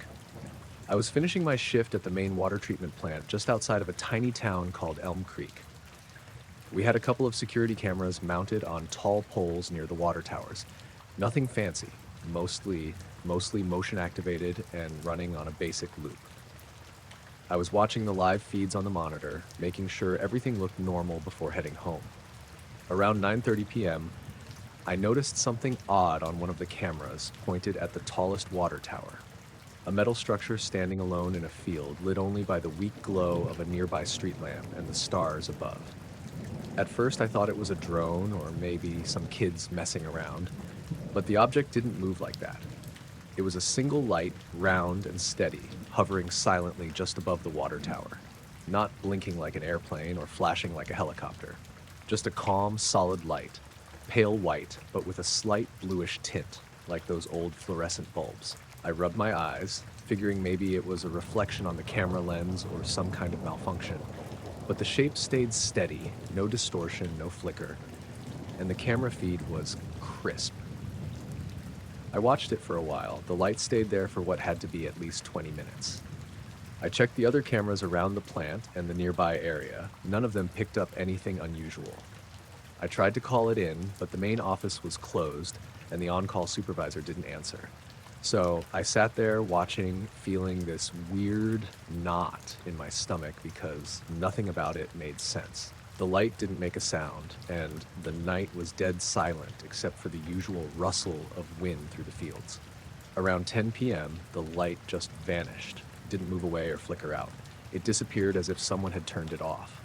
The camera feed returned to normal, showing just the empty water tower and the dark sky. I stayed another hour, keeping an eye on the feed, but nothing else happened.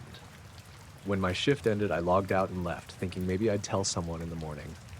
The next day, I went back to review the footage, hoping to save a clip of the strange light. That's when things got weird. The recording from that camera for the entire previous night was missing. Not just the part with the light, the whole night's footage was gone, like it was never recorded. The files were blank or corrupted, and no one could explain it.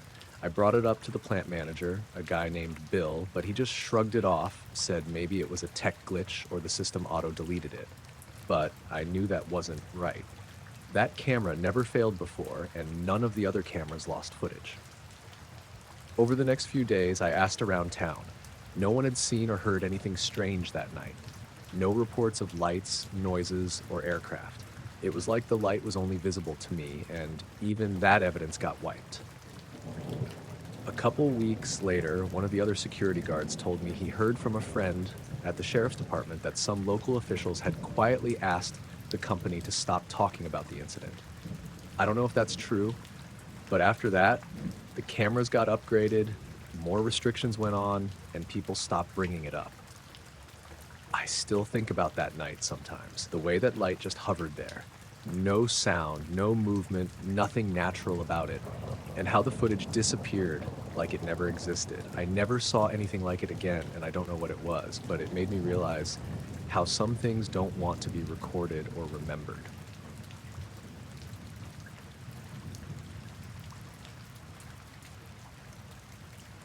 I was out on patrol just before midnight, making my usual rounds through the northern section of Pine Ridge National Forest.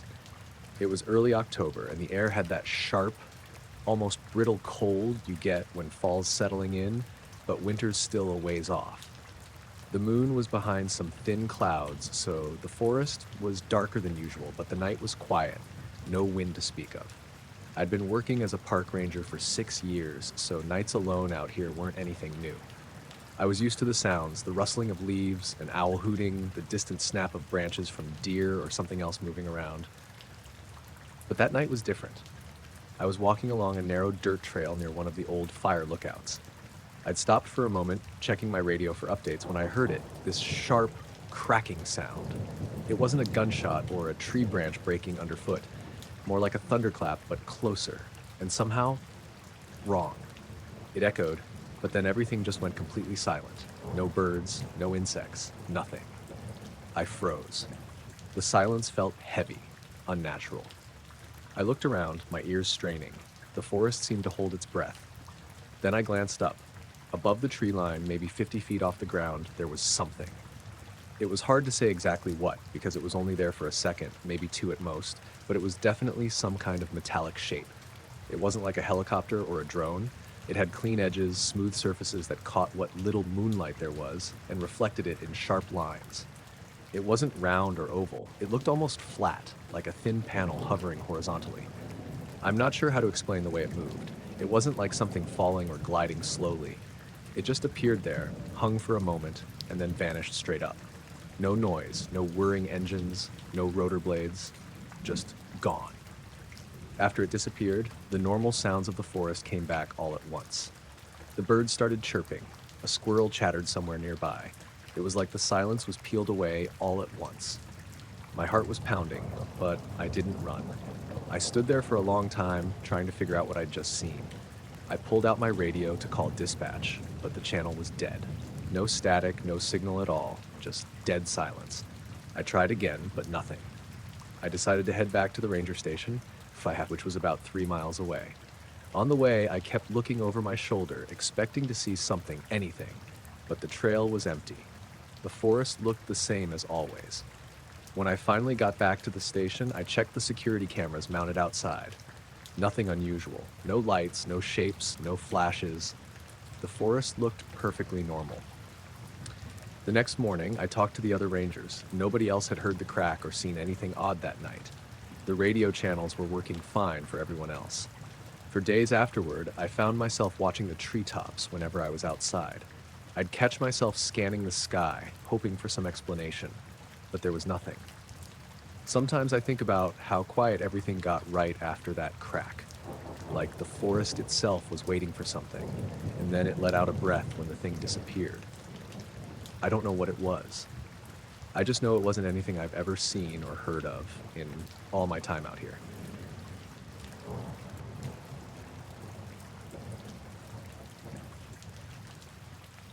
I was driving through Red Rock Canyon on a Tuesday evening just past sunset. The kind of evening where the sky still holds on to some light, but the shadows start stretching long and dark and the temperature begins to drop quick. I was heading home from a work trip in Vegas, took the scenic route to clear my head. Never been a fan of the freeway if I can help it. The canyon road's narrow and winding, flanked by those steep sandstone cliffs, and at this time of year, there's barely anyone else out there, just me and the road. It was around 7:30 when I noticed a car parked just past a sharp bend, one of those old black sedans with no plates. Not something you see every day in the middle of nowhere. I slowed down, expecting maybe a roadblock or construction, but there were no signs, no cones, nothing official. That's when the two guys stepped out, both wearing black suits, dark sunglasses even though the sun was dipping low. One was tall, maybe early 40s, the other shorter, late 30s. They walked right up to my window like they'd been waiting. The tall one didn't smile, just said, "Road ahead is closed for maintenance. You'll have to turn back." I blinked, glanced up the road, saw nothing unusual. No workers, no barriers, no equipment. "Maintenance?" I said. I didn't see any signs. "Private job," the shorter one said flatly. "No exceptions." I wasn't in the mood to argue. "I've got to get through," I said. "I'm trying to get home." The tall guy shook his head. "We can't let you through. It's not safe." I glanced up the road again. The canyon was empty, no lights, no sounds, nothing but quiet rocks and that fading sky. I looked back at their car. It was completely black, no windows I could see through, no license plates, no markings at all. Felt off, but I kept my voice steady. "How long is this maintenance?" "Indefinite," the shorter man said. I looked back up the road again, then back at them, feeling an odd chill creep in. "Is there a detour?" "No," the tall one said. "You have to turn around." I sighed and started to back up slowly. I kept glancing in the rearview mirror, just in case. When I looked again, both of them were already back in their car. The sedan started to move, but as I shifted gears, I looked back over my shoulder. The car was gone. No sound of an engine, no lights, nothing. Just empty road and the canyon walls. No tire marks, no sign they'd even been there. I stopped for a moment, hands gripping the wheel, trying to make sense of it. I thought maybe they'd moved to block the road up ahead, so I started creeping forward, looking carefully. No barriers, no equipment, nothing unusual. I pulled over on a wider spot, stepped out to look around. The canyon quiet except for the occasional rustle of dry brush in the wind. I checked my phone, no signal. I walked a bit up the road and back, looking for tracks or anything that could explain the sudden vanishing act. There was nothing. I sat back in my car, took a deep breath, and started driving back the way I came. The sky had darkened to a deep blue now, and the first stars were starting to peek out. About 10 minutes into the drive, I noticed a light in the sky. A faint glow, low and steady, just above the canyon rim. It wasn't a plane or helicopter, it didn't move like one. Just hung there, glowing softly, almost like a lantern someone had set down in the sky. I blinked a few times, rubbed my eyes, but it stayed. I tried to ignore it, focusing on the road, but the light seemed to follow me, staying just at the edge of my vision. I stopped at the small diner at the canyon entrance. The place was empty except for the night cook, an older guy named Sam. I told him what happened, half expecting a laugh. Sam didn't say much, just nodded slowly. "You're not the first one to see things like that out here," he said. "Like what?" I asked. He shrugged. "Lights, figures, roads that close up without a trace." I left the diner with a sour feeling, paid, and headed home. The whole way back, I kept glancing in my mirrors, half expecting to see the black sedan or the two men again, but the road was empty. When I got home, I checked the news and the county road updates. Nothing about closures or maintenance on the canyon road. Just the usual warnings about loose rocks and narrow lanes. I went to bed that night thinking about the men, the empty road, and the strange light. Over the next few days, I kept checking for anything else out of place. I told a few friends about the encounter. Some joked about government agents or aliens, but I wasn't sure what to think. The weirdest part? A couple days after, I found a small scrap of paper folded under my windshield wiper. It was blank. I folded it back up, left it on the dashboard, and haven't touched it since.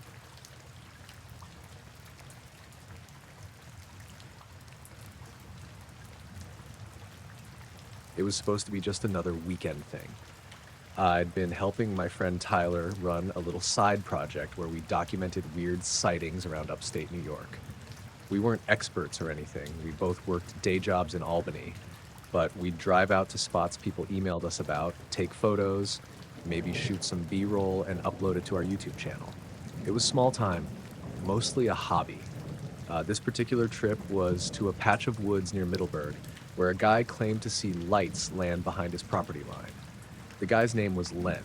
He was in his 60s, I think.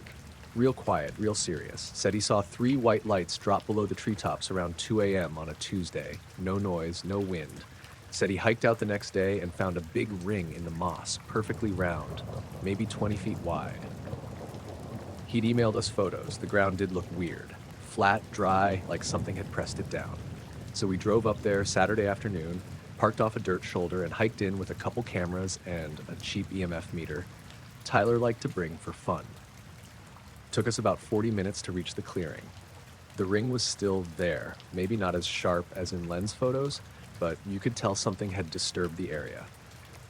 The ground was compacted, the moss around the edge was a different color. We spent a couple hours out there. Got drone footage, took soil samples, just to say we did. At one point, Tyler said he felt a vibration through his boots, but I didn't feel anything.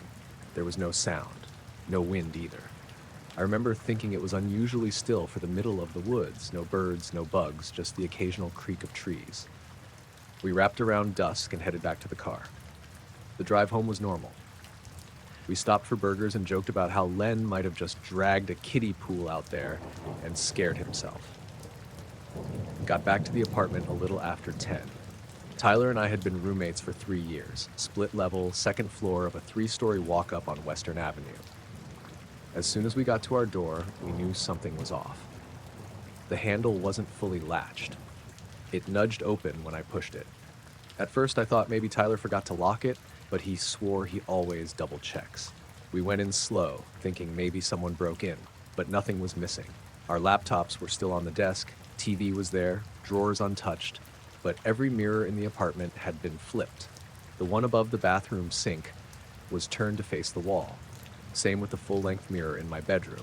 Tyler's mirror, the one hanging above his dresser, was lying face down on the carpet. No glass broken, nothing else disturbed.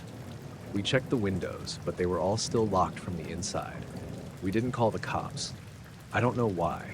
I guess because technically nothing was stolen and there was no sign of forced entry. Just that one detail, the mirrors. That night, we barely talked. Tyler stayed in the living room and kept the lights on. I laid in bed, staring at the ceiling. Every time I closed my eyes, I pictured someone standing just outside the edge of my vision. No noise, no movement, just watching. Around 3 a.m., I got up to get water and found Tyler already standing by the window, looking out through the blinds. "There's someone down there," he said, without turning. I stepped closer and looked where he was pointing. Across the street under the sodium street lamp stood a man in a black suit. No coat, no umbrella, even though it had started to drizzle. He had pale skin and no hat. His arms hung perfectly straight at his sides. He was staring up at our window, not moving, not pacing, just standing there. I asked if he'd been there long, and Tyler said he'd first noticed him about half an hour ago. We watched for another 10 minutes. He didn't look away. I took a photo on my phone, but when I checked it, the guy wasn't in the frame. Just an empty street. Tyler wanted to go down and confront him. I didn't. I said we should just wait. Eventually, sometime after 4, the man walked away. Not toward a car. Not into a building. Just turned and disappeared around the corner. No rush in his step. The next day, we both called out of work. I checked the locks again. Nothing was broken. We talked about what to do next. Report it, ignore it, maybe move. Neither of us really believed we were in danger, but we also couldn't explain what was happening. That afternoon, we tried logging into the channel to review the footage from the woods. The drone clips were there. So were the photos and the soil sample stuff. But the files from Tyler's handheld, the ones where he'd walked through the ring and talked about the soil, were gone. Just gone. Not corrupted, not mislabeled, like they were never recorded. We checked the SD card on my laptop and his. Same result. No files past a certain timestamp, right around the time we noticed the weird quiet in the clearing. That night, just before bed, I looked out the window again. There was no one on the street, but one of the street lamps, the one directly across from our building, kept flickering. On, off, back on, like someone was playing with the power. I watched it for a while, then closed the blinds. Neither of us said anything about it the next morning. Just made coffee and went about our day like normal. But that wasn't the last time I saw the man.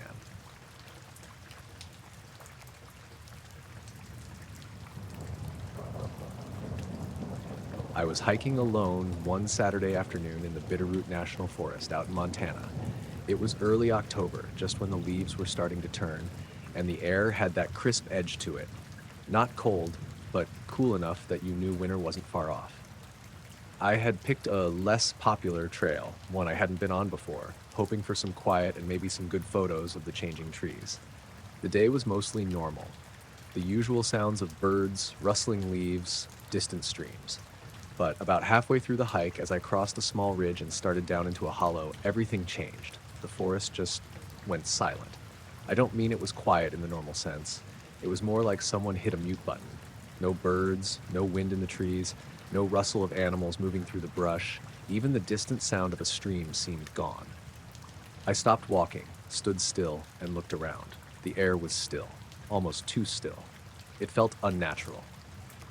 I shrugged it off, figuring it was some weird pocket where the wind didn't reach, or maybe a rare moment with no birds. But the silence pressed in on me, and the forest felt heavy, like it was holding its breath. Then I noticed something up ahead in a clearing. At first, I thought it was a black tarp or some kind of equipment. As I got closer, I realized it was a helicopter. A black one, hovering maybe 20 feet above the ground, totally still except for the blades slowly spinning. It didn't look like any rescue or ranger chopper I'd seen. It was matte black, no markings, and had this low, humming sound that was almost mechanical, like a different kind of engine. Beneath it were three figures standing in a tight line. They weren't moving. I mean, not even the smallest twitch. They were dressed in black, like some kind of uniform, but there was no detail on them, no faces visible, just black shapes, motionless, almost like statues. I froze for a moment, trying to make sense of what I was seeing. My brain was telling me to keep walking, maybe turn back, but my feet didn't move. I raised my camera and took a few pictures, hands shaking slightly. After a minute, the helicopter slowly lifted and disappeared over the treetops with a near-silent glide. The figures stayed behind in the clearing, but a moment later, they vanished too. I looked around, but there was no sign of where they went. I felt a weird chill run through me, even though the air was still warm. I left the clearing and made my way back toward the trailhead, my heart pounding a bit more than usual. The next week was normal, or so I thought. Monday morning, I got into my car to drive to work, about a 25-minute commute through some back roads and light traffic. About 10 minutes in, I noticed a black SUV following me. It was a big vehicle, tinted windows, no plates that I could see. At first, I thought it was coincidence, maybe the same car as the day before, but it stayed behind me all the way to downtown. I took a few turns to see if it would lose me, but it didn't. When I stopped at a red light, the window on the passenger side rolled down, and a man inside leaned out slightly and said, "Forests don't like company." His voice was low and calm, but there was something about it that unsettled me more than the words themselves. I didn't answer. The light turned green, and I pulled away. The SUV kept its distance but followed for another few miles before disappearing. I couldn't shake that phrase. What did he mean? Was it some kind of warning? I tried to tell myself it was a joke or some random line, but it stuck with me. Over the next few days, I kept an eye out for the SUV, but it never showed again. Still, I felt like I was being watched. My phone battery started dying faster than usual, and sometimes I'd catch flickers of movement in the corners of my eyes. shadows that vanished when I looked directly. I thought maybe I was just stressed or tired, but the memory of that silent clearing and the helicopter stayed with me, and the three figures, standing so still, like they belonged to some other world I wasn't meant to see. I never went back to that part of the forest. I don't know if I'll ever figure out what was really happening that day, but sometimes when the wind is low and the trees stand quiet, I still feel like those black shapes are watching from somewhere out there.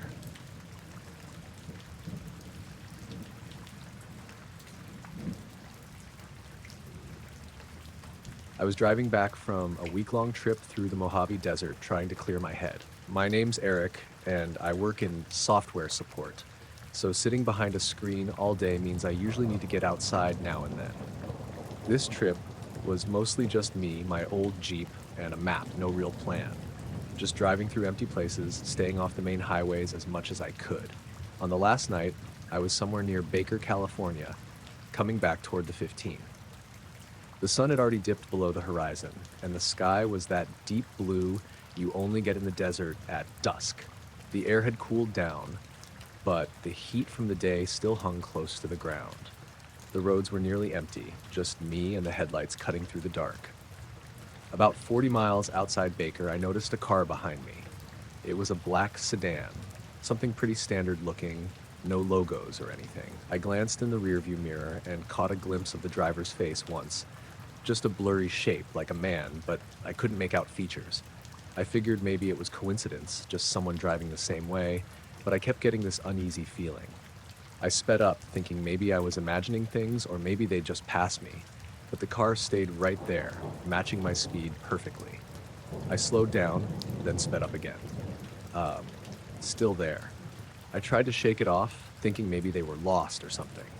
But the more I tried to lose them, the closer they seemed.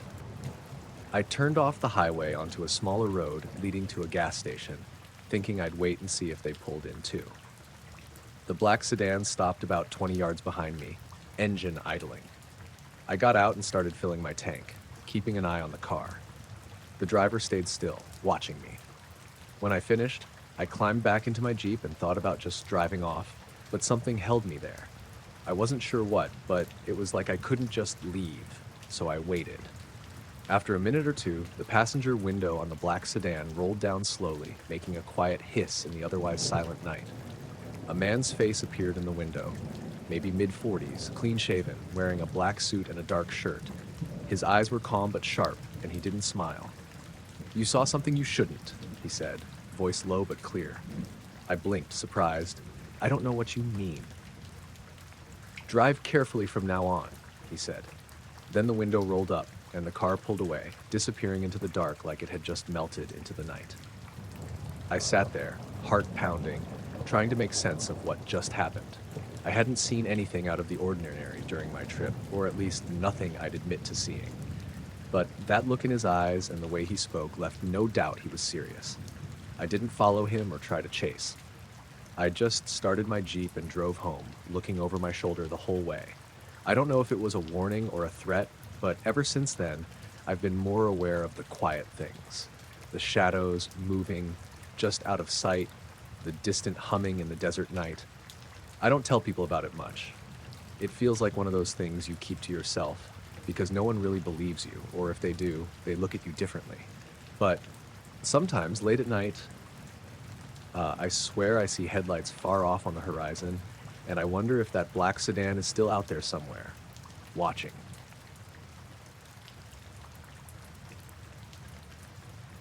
I was chasing a storm out in the Oklahoma plains, late April, the kind of that either breaks or makes you if you're into this sort of thing. I've been doing it for years, mostly freelance now, picking up gigs for local news and weather sites. Nothing fancy, just me, my truck, and a camera. That afternoon, the sky was this insane mix of dark gray and green, the kind that makes you feel like the air itself is charged. I was following a funnel cloud northwest of Tulsa, just off some empty back roads. The wind was howling, dust whipping around, and the storm was building fast. I pulled over on a gravel shoulder, set up my camera on the tripod, and started filming the funnel from a safe distance. The cloud was rotating steady, thick at the base, tearing across the flat land. I was focused on the usual stuff, the swirling dust, lightning off in the distance, the way the clouds shifted and twisted. Then, out of the corner of my eye, I caught something that didn't fit. There was a faint shimmer, like a reflection or maybe a heat haze, just above the funnel's tip. I adjusted the zoom and got a better look. At first, I thought it was debris caught in the updraft, but this was too smooth, too precise. It looked like some kind of metallic object floating or hovering, catching the fading sunlight in a way that made it gleam. The shape was vague, sort of oval, maybe the size of a small car, but it moved slowly, deliberately, not spinning, not tumbling, just holding position like it was watching the storm or riding its edge. I kept filming, heart pounding, trying to stay steady. The wind was getting worse, and I could feel rain starting to spit. The whole thing lasted maybe 2 minutes before the funnel started shifting direction, and the metallic shape faded away behind it, swallowed by the clouds. I packed up fast and started heading back toward town, adrenaline buzzing but trying to keep my head clear. That night, I uploaded the footage to my YouTube channel and sent it to a couple of storm-chasing forums. The next morning, the video had gone viral. Tens of thousands of views, people speculating nonstop. Some thought it was a drone, others said it was a reflection or a trick of the light. Me, I wasn't sure what to think. But then, the weird stuff started. Around noon, the day after the video went viral, I got a call on my cell from a number I didn't recognize. The voice on the other end said they were an insurance agent, asking if I'd had any recent wind damage to the brain. I laughed it off at first, thinking it was some prank or a weird joke. But the voice was serious, almost clinical, like they were reading from a script. "We're just checking for any cognitive impairments caused by severe wind exposure," they said. "It's routine for anyone involved in high-risk weather events." I told them no, I was fine, and asked who they were with. The line went silent for a moment, then the caller hung up. I tried calling the number back right away. It was disconnected. That was when the footage vanished. My YouTube channel was still there, but the video itself was gone. No explanation, no takedown notice, nothing. I tried uploading it again from my backup copy, but it wouldn't process. I asked around in the forums, but anyone who had saved or shared it seemed to lose their copies too. Files corrupted or mysteriously deleted. After that, I started noticing other things. My phone would beep randomly with no notifications. Sometimes, when I looked up the sky, there'd be strange reflections or quick flashes in the clouds. Nothing solid, just flickers, like something was trying to stay hidden but couldn't help revealing itself. One night, driving home from a diner, my radio cut out completely for a full 5 minutes. No static, no sound at all, just dead silence, even though the engine and everything else were fine.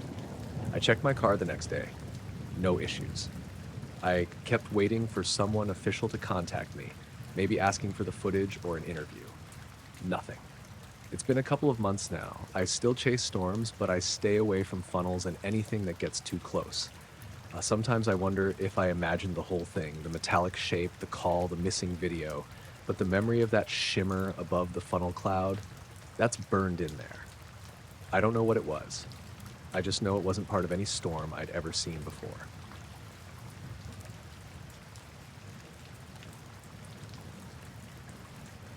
I was working swing shift at Epley Airfield in Omaha back in late October of 2019.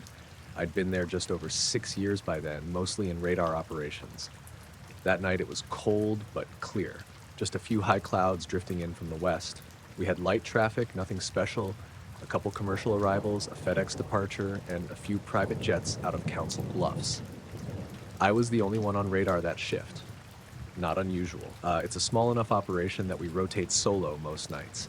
My coworker Lynn was out doing a walk of the outer perimeter fence, some routine inspection stuff. I was just watching the scopes and drinking bad coffee. Around 8:40 p.m., I got a ping just west of the Missouri River near Elkhorn. It was quick, just a single sweep. Blip on the screen, altitude unknown, then gone the next pass. At first I thought it was a reflection. That happens sometimes with weather anomalies or certain terrain features if the conditions are right. Then it popped up again.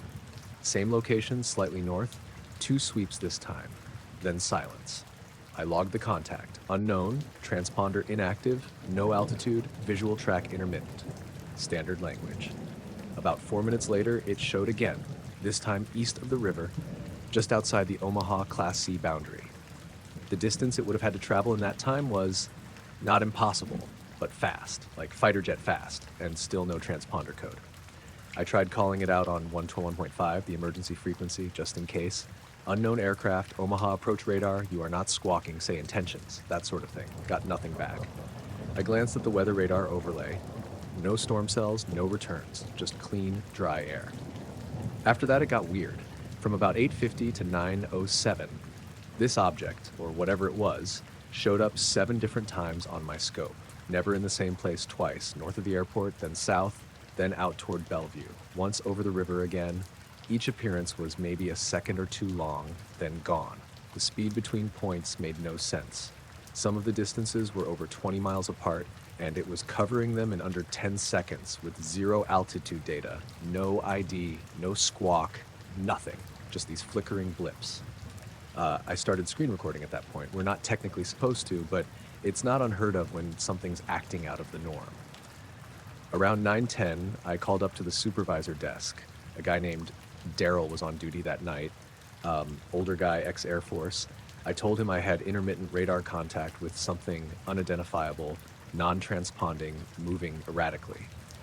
There was a long pause on the line. Then he said, "How long you been watching it?" I told him about 30 minutes. He just said, "Okay, keep logging, no further action." I asked if he wanted me to notify Offutt Air Force Base. He said, "Nope, they'll see it if they need to." I didn't like that answer. Felt rehearsed, like he'd said it before. The object didn't reappear after 9:12. Nothing else on scope for nearly an hour. I kept scanning, ran diagnostics on my system, checked antenna status, everything was green. Around 10:30, Lynn came back from her walk, and I told her about it. She just kind of blinked at me and said, "Was it the river again?" I said, "No, it was all over the place." Then she got quiet. After a minute, she said, "We get stuff like that maybe once or twice a year. They tell us not to chase it." That hit weird. I asked her what she meant by they, and she just shrugged. Supervisors, FAA guys, sometimes military, doesn't matter. I finished my shift at midnight. When I got home, I loaded the screen recording onto a USB. It was 24 minutes long, but most of it was dead air. The object only showed up in maybe 6 or 7 brief moments. I watched those moments over and over. The track lines were jagged and inconsistent, almost like it was skipping. The radar system isn't built to track fast-moving targets at those angles, but even so, it shouldn't have been able to do what it did. At one point, it jumped from over Fort Calhoun to east of Papillion in the span of maybe 5 seconds. That's nearly 30 miles. The next night, I came in early and went to check the logbook. My entry from the previous shift had been removed. Just gone. I write in blue ink. The rest of the page was in black. Mine wasn't there. I asked Daryl about it. He said I must have forgotten to write it down. When I told him I had, he just looked at me for a second and said, "Then maybe the page got torn. Happens." That wasn't true. The page wasn't torn. It was intact. Just my entry missing. That same night, our radar system was rebooted at 2 a.m., which is rare unless there's a firmware update or a fault. I checked the update log. No update was pushed. After that, nothing else happened.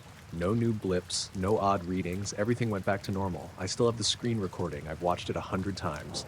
The blips don't follow any standard flight pattern. They don't even curve, they just jump, jump, point to point, clean, like skipping a stone across the surface of the screen. Whatever it was, it didn't belong in our airspace, and it didn't act like anything I've ever tracked.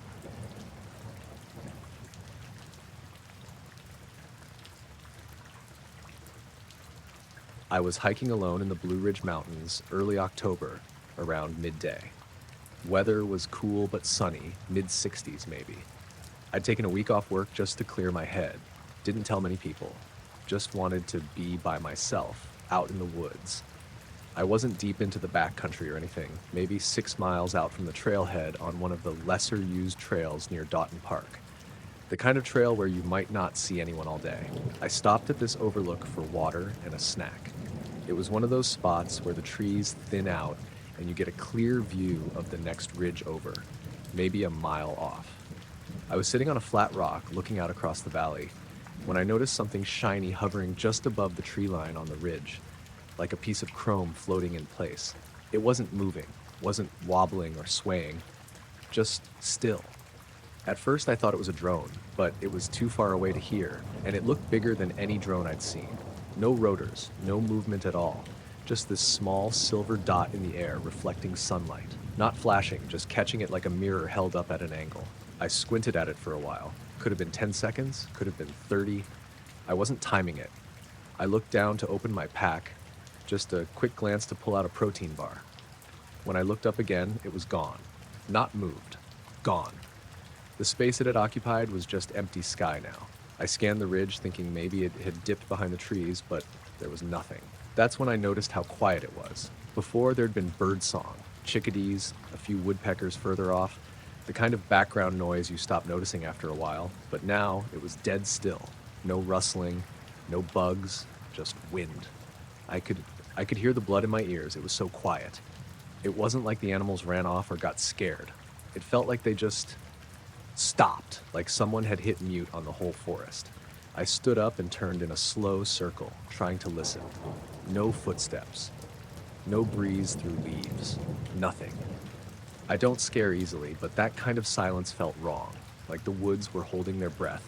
I stayed there for a few more minutes, eating, drinking water, trying to rationalize it. Maybe I'd imagined the reflection. Maybe the birds were just taking a break. But I couldn't shake the feeling something was off. Eventually I packed up and kept going, but I didn't take the longer loop like I'd planned. I cut across a connector trail that headed back toward the trailhead. I figured I'd still get a solid hike in, just not as far out. About an hour later, I stopped again at this narrow switchback section with a good view back toward the ridge where I'd seen the thing. I wasn't looking for anything. I just paused to catch my breath, but there was this faint hum like distant power lines. Except there weren't any power lines around, no buildings, no roads, just woods. It wasn't loud, and it wasn't constant, more like a pressure behind my ears that came and went every few seconds, almost like tinnitus, but deeper. I remember holding my breath to see if it was coming from me, but it stayed the same, low, pulsing, barely there. I stood still and scanned the sky again. Nothing. No planes, no contrails, no birds. I realized I still hadn't seen a single bird since that overlook, not even crows, which are everywhere out there. I started moving again, quicker this time. The trail was narrow and overgrown in spots, and I almost missed a turnoff where the sign had fallen down. I doubled back and found it, but the detour cost me maybe 15 minutes. That hum didn't stop. It was steady now, following me like a headache just behind my skull. About a mile from the parking lot, I passed a couple coming the other way. First people I'd seen all day. They looked like serious hikers, packs, trekking poles, the works. We exchanged hellos. I almost asked if they'd seen or heard anything weird, but I didn't. I just wanted to get back. The hum stopped as I neared the trailhead. Just faded out. No pop, no shift, just gone. And the birds were back too. I heard a cardinal somewhere off to my left, and a squirrel scurried across the path, like the woods had started breathing again. When I got to the lot, there were only 2 cars, mine and an old Subaru that probably belonged to the couple I passed. I stood by my car for a minute, letting my heart rate settle. I hadn't run or anything, but I felt wired. My shirt was damp with sweat, even though the air was cool. On the drive back to the little cabin I'd rented, I kept thinking about how shiny that thing was. Not metallic like a plane, not dull like a balloon. More like polished glass or chrome, something that didn't belong. I didn't tell anyone for a while. I didn't want to make a big deal out of it. Maybe it was a drone. Maybe the silence was just coincidence. Maybe I imagined the hum. But I've done that hike 5, maybe 6 times since, and I've never heard that kind of quiet again. Not once.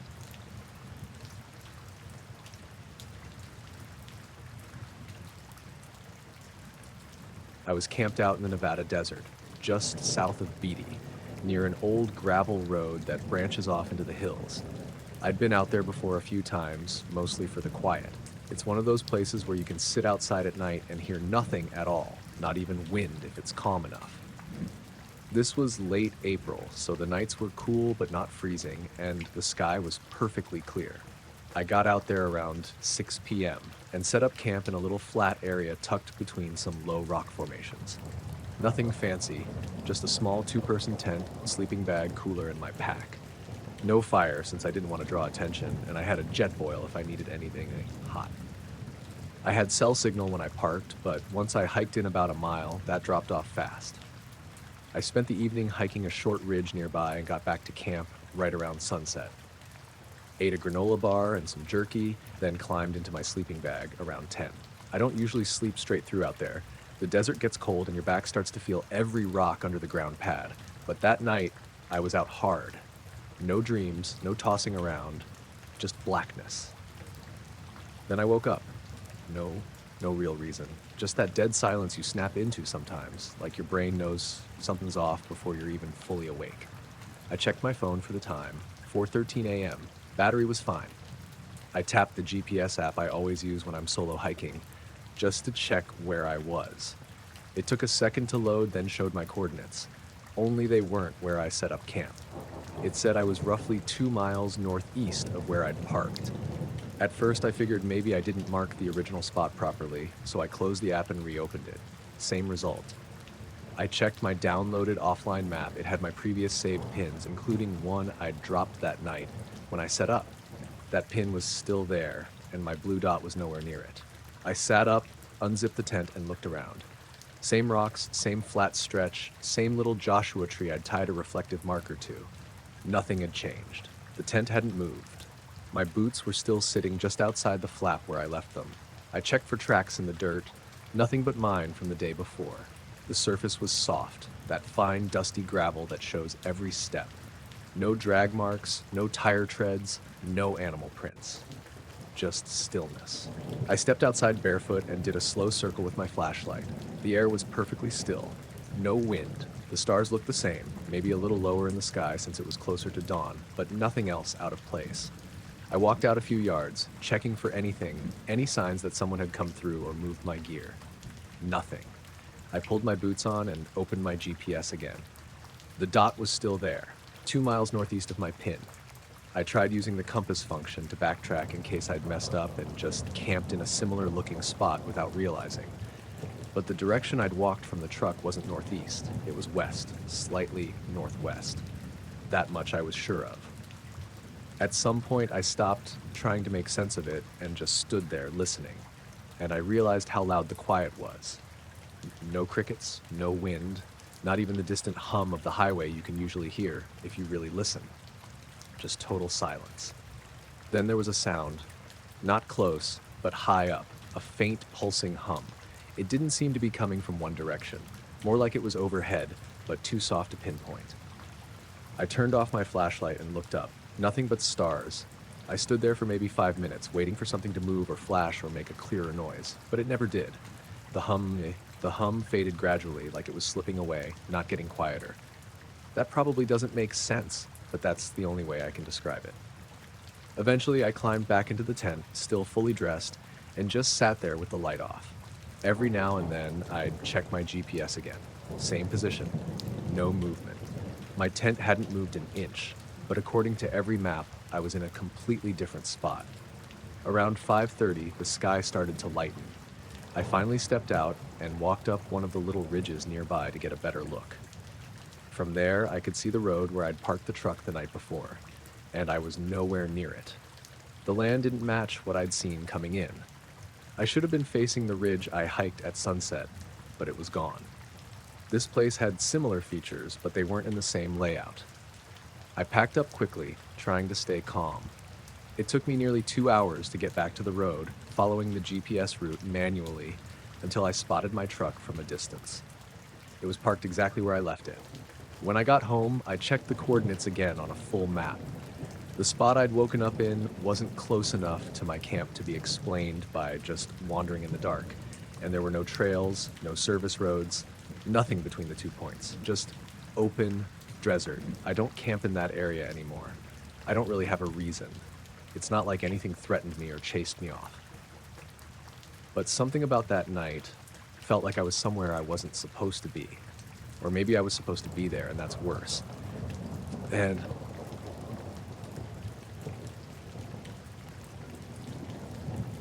It happened last March, around 2:30 in the morning.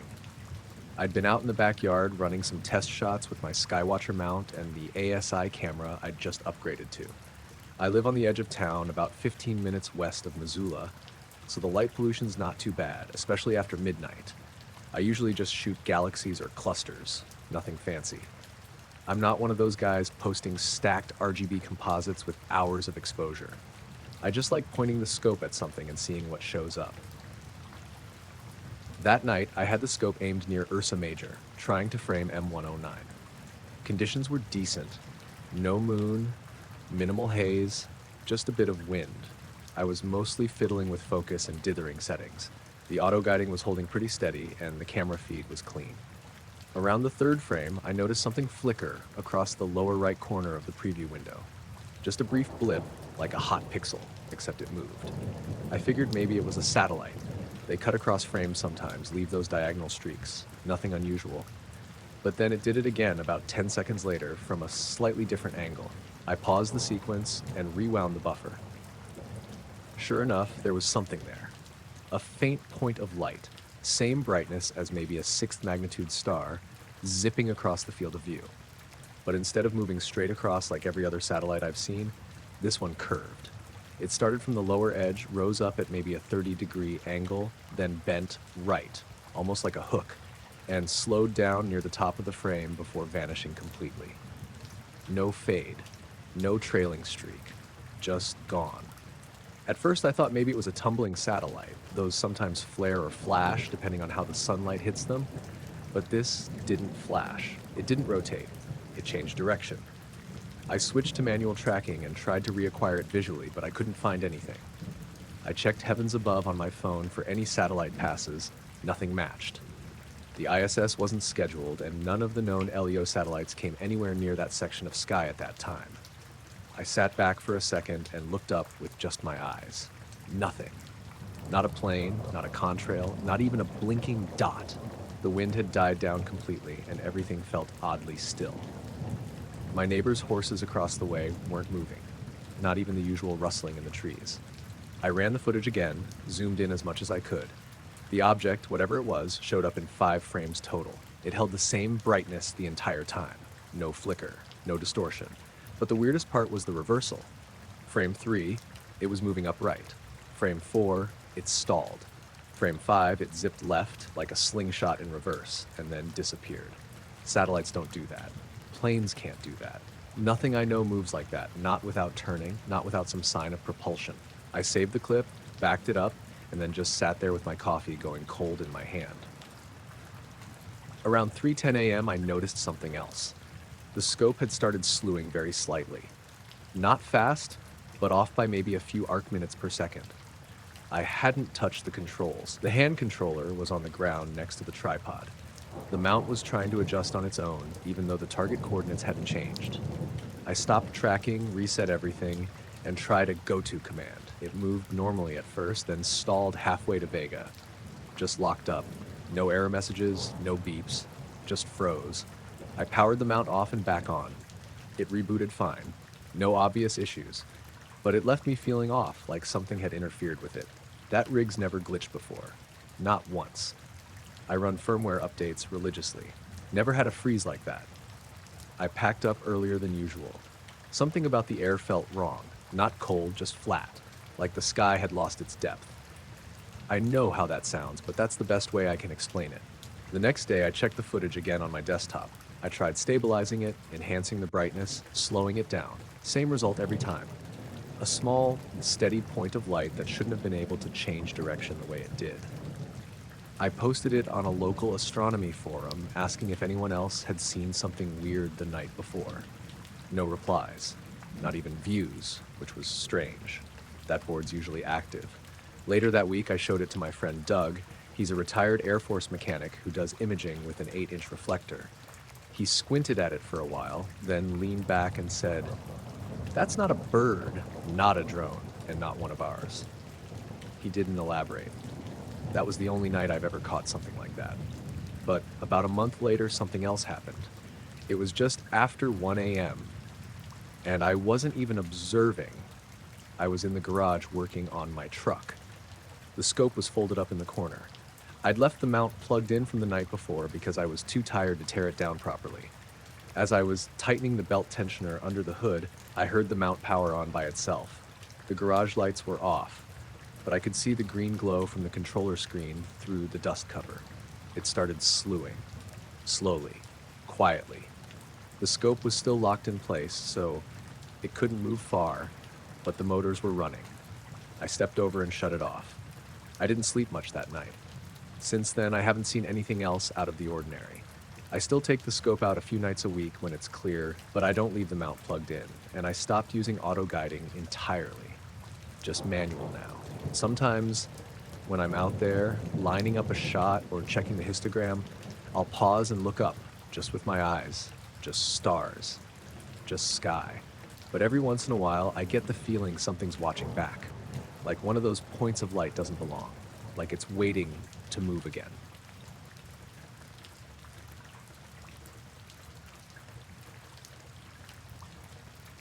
I was halfway through my private pilot training when it happened.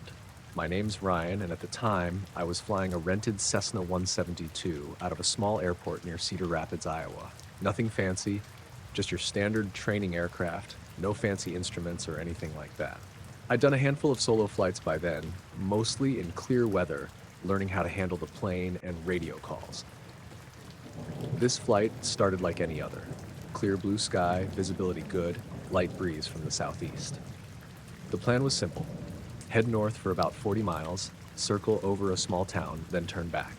My instructor had given me a pretty straightforward route to practice navigation, and I was feeling confident. About 20 minutes into the flight, as I was cruising at 3,000 feet, the radio crackled to life with the tower's voice. Cessna N1245. Radar contact. Turn left heading 330 to avoid restricted airspace. Maintain altitude. I flipped the switch, acknowledged the instruction, and began a gentle left turn. But here's the weird part. When I looked out the windshield, I saw nothing but open sky in front of me. No clouds, no other aircraft, no landmarks, just a clear blue canvas stretching out endlessly. At first, I figured maybe the restricted airspace was at a higher altitude or just out of view, so I kept the turn smooth and scanned around. The horizon looked normal, the ground far below green and patchy with fields, roads, and rivers, but no sign of anything that would explain the warning. Then I tried to reach the tower again to confirm, but my radio crackled with static. No response. I tried switching frequencies, turning the volume up, fiddling with the knobs. Nothing. Just that harsh white noise. The radio silence lasted for maybe a minute, though it felt longer. I stared at the dials, then back outside, checking my compass and GPS.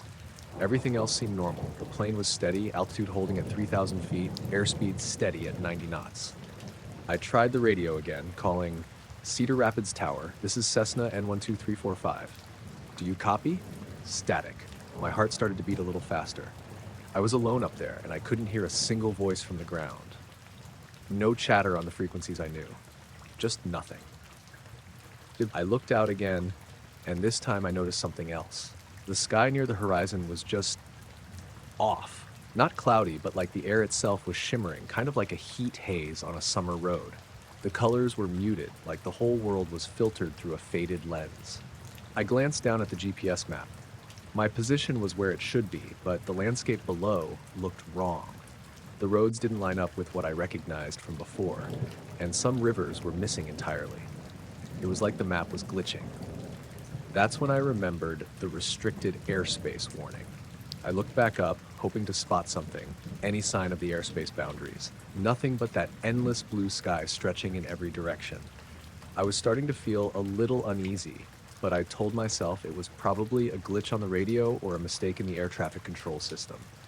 Maybe some equipment was down, or the tower was handling other traffic. After a few minutes, the radio crackled again, this time with a voice I didn't recognize. It wasn't the normal clear tower voice, it was distant, like it was coming through a bad connection, almost underwater. Cessna N12345, you are clear to resume course. Proceed as planned. I replied immediately, acknowledging the instruction, relieved to hear something. As I turned the plane back toward my original heading, the weird haze on the horizon faded, and the landscape below snapped back to normal. Roads lined up, rivers returned, colors popped back in. I checked the radio again. The static was gone and the usual chatter was back. The tower's voice sounded normal, giving me routine updates. But even after everything looked normal again, something didn't sit right. The whole thing, losing contact, the shimmering sky, the mismatched map, felt like I'd stepped into something else for a few minutes. I finished the flight, landing without incident, but I couldn't shake that feeling of being watched, or maybe like I was somewhere I wasn't supposed to be, even if only for a moment. I talked about it later with my instructor and a couple other pilots. They said maybe it was just a momentary glitch or atmospheric interference, maybe solar activity or something, but none of them had seen anything like what I described. To this day, I'm not sure what really happened up there. It was just a short flight, just a few minutes of strange silence and strange sights. But it's stuck with me.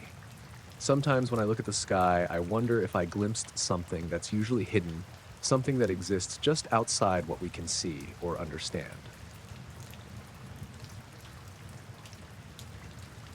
I woke up a little after 5 because my dog started whining. She sleeps at the foot of the bed and usually doesn't make a sound unless she needs to go out. She's older, so I figured it was just her bladder, and I got up without thinking much about it. When I slid the back door open, she stopped short, just stood there, staring at the yard. I gave her a little nudge, but she wouldn't budge. That's when I noticed the smell. Not strong, but sharp, like burnt plastic or something electrical. I stepped out onto the porch barefoot, thinking maybe the neighbors had burned something in a fire pit the night before, but the smell didn't seem to be coming from anywhere in particular. Then I saw the dust. It was pitch black, not like dirt or mulch or even ash. It looked like someone had sprinkled charcoal powder all over the yard. It was mostly in the center, covering maybe a 10-foot circle, but there were lighter streaks closer to the house. The porch steps had faint smudges like someone with soot on their shoes had walked up and then disappeared. I bent down and touched it. It was dry, fine, and clung to my fingers.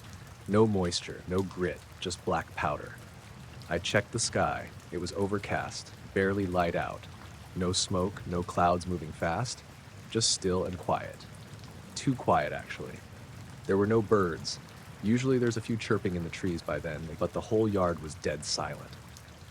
I tried calling the dog again, but she backed away and hid behind the door frame. She's never done that before, not even during thunderstorms. I ended up just standing out there for a while, looking around, trying to figure out where it could have come from. It didn't make sense. I live in the suburbs, no factories nearby, no construction crews, nothing that would dump that kind of material. And if it was from a fire or something, there would have been ash flakes, maybe some kind of scent. But this was different. Too fine, too uniform, like it had been laid down carefully. Around 6, I got my phone and took a few pictures. The dust didn't show up well in the camera unless I angled it right, but you could make out the contrast in the grass where it thinned out. I sent a photo to my friend Jenna, who works mornings, and asked if she'd ever seen something like it. She didn't answer right away, so I just made some coffee and kept checking through the blinds every so often. By 8:30, the yard was clean. I mean completely, like it had never been there. No black powder, no smudges on the porch.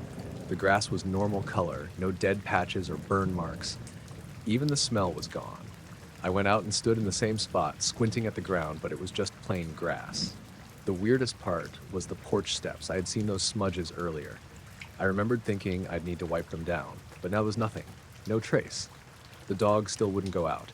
I tried tossing her ball, even her leash, to see if she'd perk up, but she wouldn't step past the threshold. She kept sniffing the air and pacing. She wouldn't drink from her outside bowl either. I thought maybe I dreamed the whole thing. Maybe I imagined it through sleep haze or something, but the pictures were still on my phone. One of them even had a clear boot print in the dust, mine from earlier. I stood in the same spot and held my foot up next to it, but the ground didn't look any different. It was like someone had cleaned it up with tweezers. I didn't really want to go back to sleep after that. I just sat on the couch with my laptop and looked up stuff about black powder in yards. The closest thing I found was about volcanic ash fallout, but we're nowhere near anything like that. Everything else was just guesses. Mildew, mold, pollution, but none of it matched what I saw, and nothing explained how it could vanish in a couple hours. Around 11, Jenna texted back and said it was probably a busted transformer nearby or maybe a blown up firework. She said she'd seen something like it once after a substation blew during a storm. But we hadn't had any storms, and I didn't hear anything loud during the night. Plus, there weren't any power outages. My clocks were all normal. I kept checking the yard throughout the day. It stayed clean. The dog eventually went out in the afternoon to pee, but she tiptoed to the very edge of the porch and did it on the gravel. Wouldn't go near the grass. I even tried walking across it barefoot again to see if it felt different. It didn't. Just cool, slightly damp in the shade. Normal. That night, I sat outside on the steps for a while with the porch light off, just trying to get a feel for it. I wasn't scared exactly, but I felt weird, like I was waiting for something. The neighborhood was quiet. A couple cars passed in the distance. I could hear someone's wind chimes a few houses down, but my yard stayed completely still. No wind, no bugs, no motion. Even the trees didn't sway. I remember watching a plane fly overhead, just a regular one, blinking slowly across the sky, and wondering if it had anything to do with what happened. I couldn't explain why. It didn't feel related, but it also kind of did. That feeling like you're missing a connection just out of reach. A little after 10, I thought I saw a flicker of light over the fence. Just for a second, like someone flashing a small mirror from a distance. I stood up, thinking it might be a flashlight or someone in the woods behind the yard. But it didn't come back. I waited maybe 15 minutes before going inside. The next morning, the dog barked at the sliding door again. Not whining this time, actually barking. When I checked, there was nothing outside. The yard looked the same. But she refused to go near the door for the rest of the day. A few days later, I tried showing the pictures to a friend who works in environmental testing. He looked at them for a while and then said it might have been some kind of industrial dust blown in from the highway. I didn't argue, but it didn't sit right. The coverage was too clean, and the fact that it disappeared like that, with no wind or rain, just didn't make sense. I still walk the yard now and then looking for any sign it happened at all. The grass is healthy. No discoloration, no burn rings, no new growth or dead spots. But the dog never touches it anymore. She sticks to the patio or does her business out front. I haven't brought it up to the neighbors. I'm not really sure what I'd say. Every once in a while, I check the pictures again. They look kind of blurry now, like the black powder doesn't show up as clearly as I remember, but the boot print is still there. Same tread pattern as my hiking boots. I haven't cleaned the porch since. I just want to see if anything ever comes back.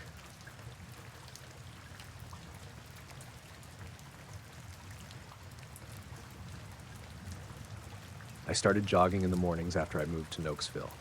It's a quiet little town, lots of farmland, not much traffic. The roads aren't well lit, but that's part of why I liked it. I'd leave around 5:15 a.m. just before dawn and stick to the loop near Bristow Road. You get the frogs, the crickets, the early birds, peaceful. I never saw many people out that early. Maybe a pickup or two heading to work, but that was it. This was late October. A Tuesday, I think. The weather had cooled off. Not cold enough for gloves, but the air had that bite to it. I remember I was wearing my orange windbreaker because it made me easier to see, even though barely anyone drove that route. The moon was out, about half full, and I didn't need a headlamp because the sky was just starting to go from black to blue. Real pretty, actually. I remember thinking it looked like the kind of morning you'd want to paint if you had the patience. I just passed the Martin place, that old two-story with the rusted tractor in the side yard, when I noticed the lights. They were just above the tree line to my right. The woods over there are dense, no houses tucked in, just tall pines and oaks. What caught my eye was how evenly spaced the lights were. I counted 5, maybe 6 of them, not blinking. White, steady, and completely still, or so I thought.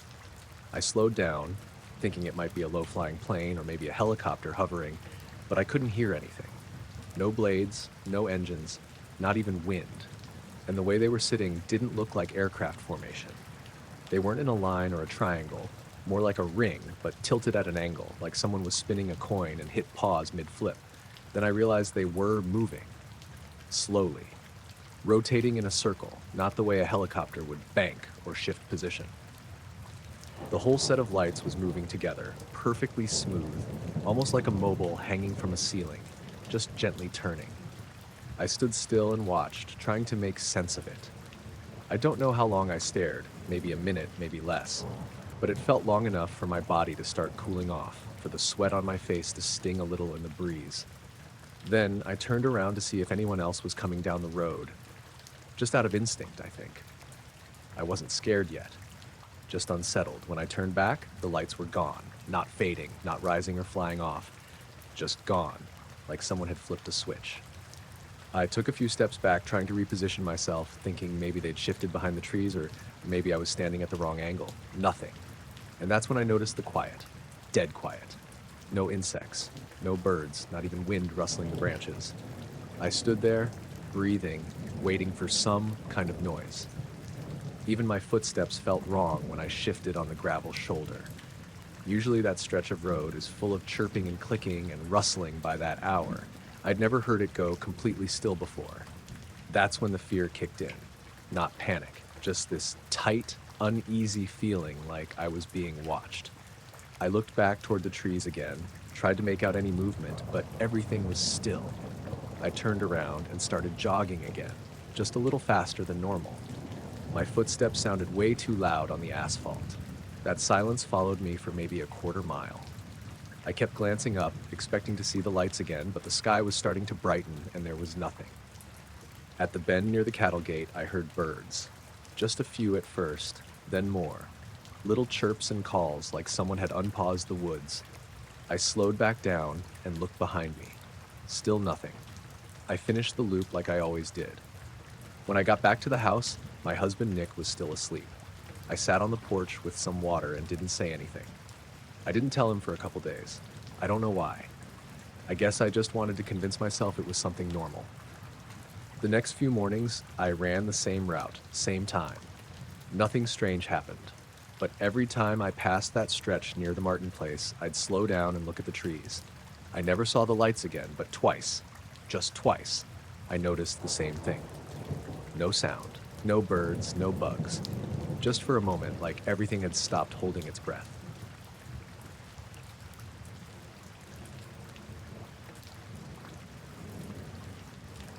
I was driving back from Flagstaff to Kingman late one night in October. My cousin's kid had a birthday and I stuck around longer than I meant to. Helped clean up, talked to my uncle for a while. By the time I left, it was almost 11.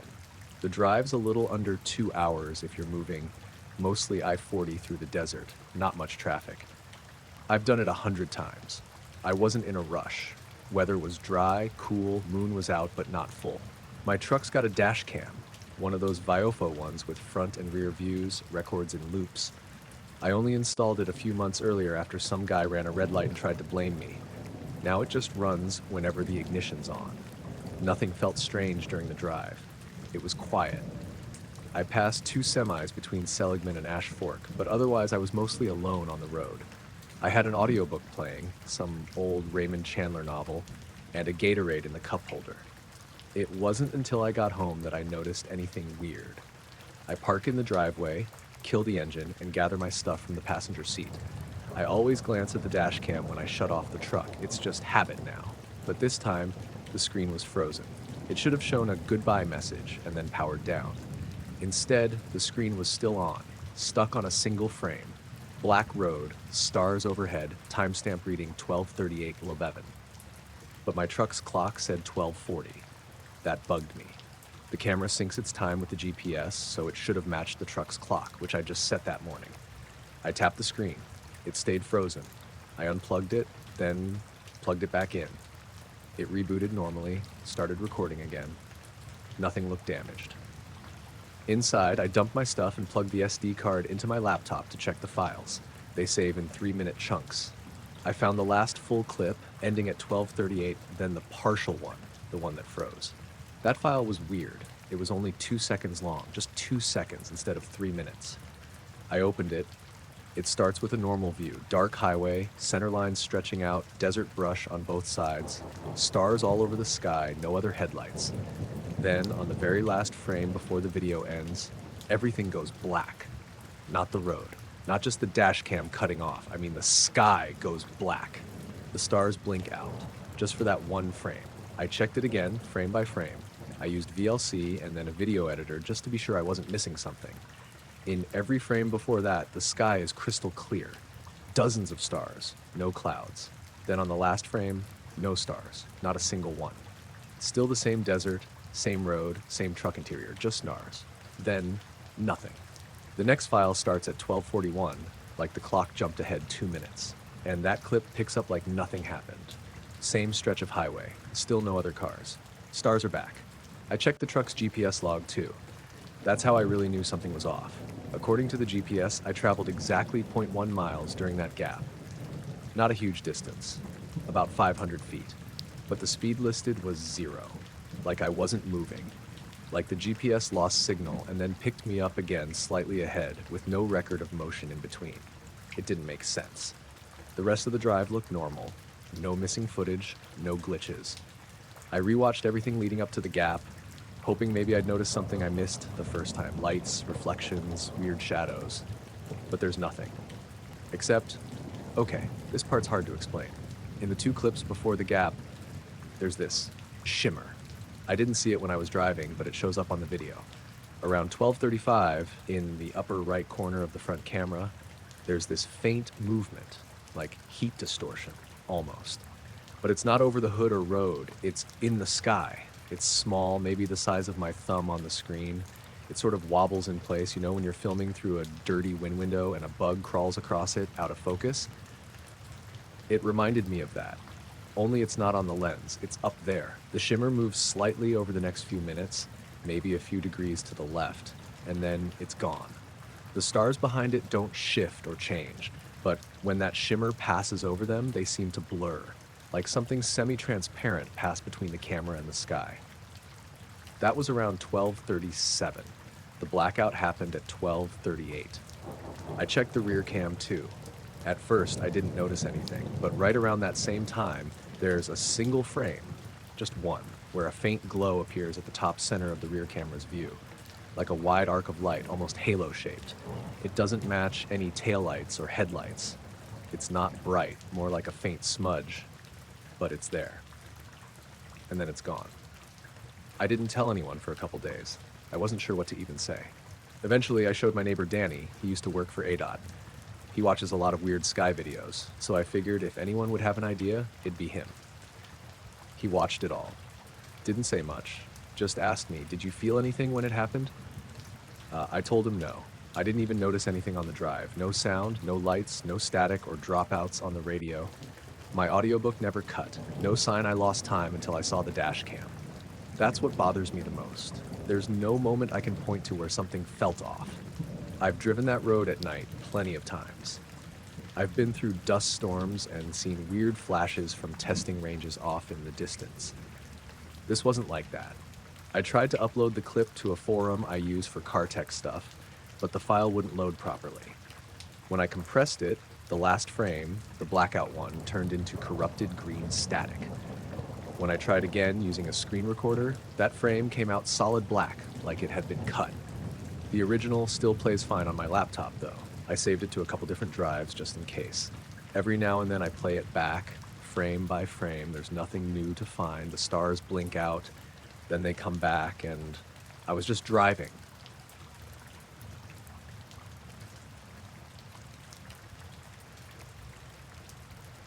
We had been out in the desert for maybe an hour before any of it started. My girlfriend Laura and I had driven out late that Saturday night, just looking for some peace and a clear view of the stars. We're both kind of amateur astronomy fans. Nothing fancy, just a couple of folding chairs, a couple of blankets, and Laura's little binoculars. The place we picked was this dirt pull-off about 20 miles west of Tonopah, Nevada, far enough from town lights to actually see the Milky Way spread out like a pale smear across the sky. The night was dry, cold but not freezing. The kind of desert night where you can see your breath, but the air still feels smooth. Not a cloud in sight, and the stars were ridiculously bright, twinkling all over like someone shook a jar full of tiny lights. We'd set up by this rocky ridge, somewhere you could lean back and not worry about trees or hills blocking the view. We were talking quietly, pointing out constellations when Laura suddenly went quiet and turned her binoculars skyward, kind of frozen. I looked up and saw it, a cluster of lights, maybe 6 or 7, grouped tight in the sky. They weren't twinkling like stars, more steady, like LEDs. The thing was, they were hovering, just hanging there in the same spot, not drifting or blinking out. I asked her what she thought it was, but she shrugged and handed me the binoculars. Through them, it was clearer. Those lights were definitely together, forming a rough shape. Nothing I recognized. No blinking lights like on planes, no sound, just this odd grouping, perfectly still. We watched for a while, maybe 10 minutes, neither of us saying much because it didn't make sense. Then, one light peeled off from the cluster and started moving. Slowly at first, tracing a wide arc around the others. It wasn't rushing or zigzagging, just this smooth, deliberate circle that must have been at least a quarter-mile wide, given how tiny they looked. The weirdest part was how it moved. There was no sound, no blinking or flashing, just this soft glow. It kept the same brightness the whole time, and after the wide loop, it came back to the cluster, rejoining perfectly. Like a group of birds flying in formation, but these lights didn't move like any bird I've ever seen. No wings, no flutter, nothing. I told Laura, that can't be anything normal. She nodded, eyes wide. We both stayed quiet, just staring up, until the cluster slowly started drifting upward, fading into the night. Not shooting off, just slowly climbing until it was gone. I don't remember when I stopped breathing for a moment, but I know it happened. My mind tried to grab onto any explanation, but none fit. The whole thing lasted maybe 20 minutes. After that, the sky was just empty again. The stars like nothing had happened. We packed up and drove back, both uneasy but not really sure why. The road was dark and quiet, the kind of quiet that presses in. I kept glancing in the rearview mirror, half expecting to see some headlights following us, but there was nothing. The next morning, I called the local ranger station, wondering if anyone else reported anything weird. The guy on the phone laughed it off, said some campers always claim to see stuff out there, but no official reports. I tried to look it up later online, but the closest I found were people talking about weird lights in nearby counties. Nothing like what we saw. The strangest thing was that nothing else weird happened that night. No strange noises, no interference with our phones or the car, no feelings of being watched. Just those lights, moving like nothing we'd seen before, then disappearing. I can't say what it was. I don't think it was a plane or a drone. Too high, too steady, too strange the way one moved alone and then rejoined the group. And it definitely wasn't a meteor or satellite. Those move fast and don't stop or loop around. Every time I think about it, I'm left with the same question. What were those lights doing out there in that silent desert sky?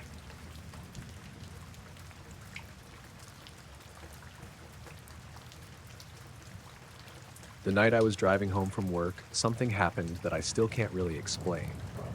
I was coming back from my usual night shift at the hospital in Spokane. It was late, almost 2 a.m., and the roads were mostly empty. The sky was clear, cold, the kind of early spring night where the air feels sharp, but still holds a little warmth from the day. I had my windows cracked just a bit to keep the car from feeling too stuffy, and the only thing filling the silence besides the engine was the faint hum of the radio, tuned low.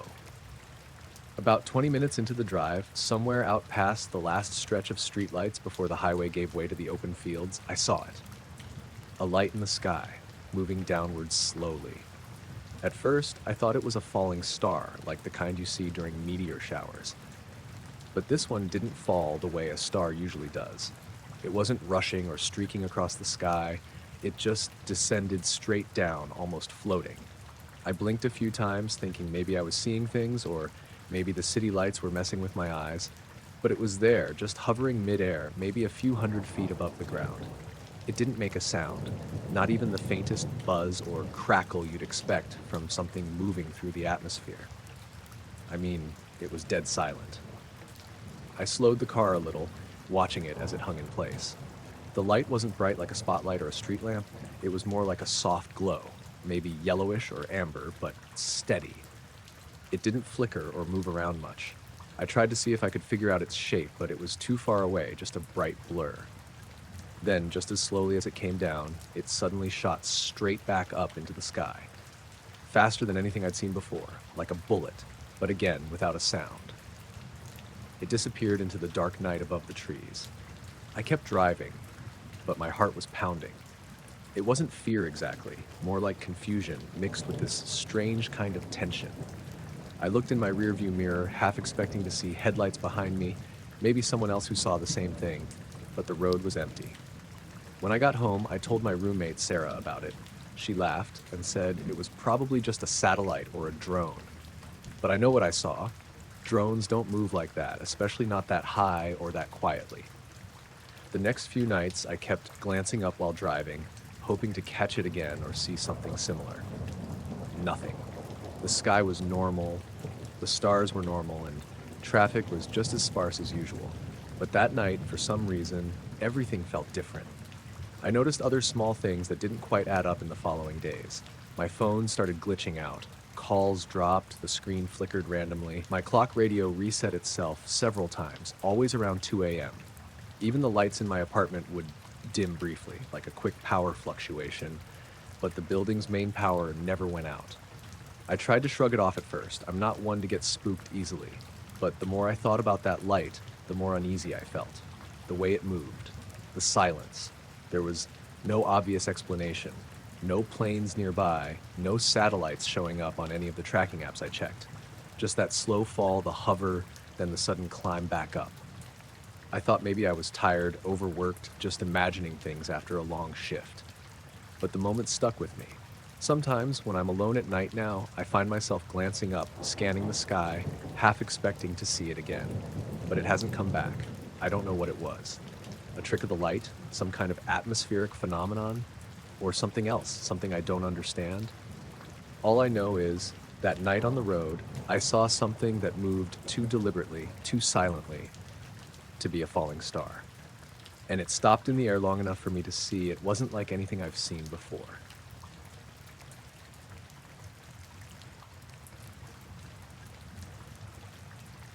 I was driving west on Highway 95 about 30 miles south of Tonopah. It was just past midnight. I'd left Ely earlier that evening after a late dinner with my cousin, and I figured I'd stop in Beatty for the night. I wasn't in a rush, just didn't feel like staying over.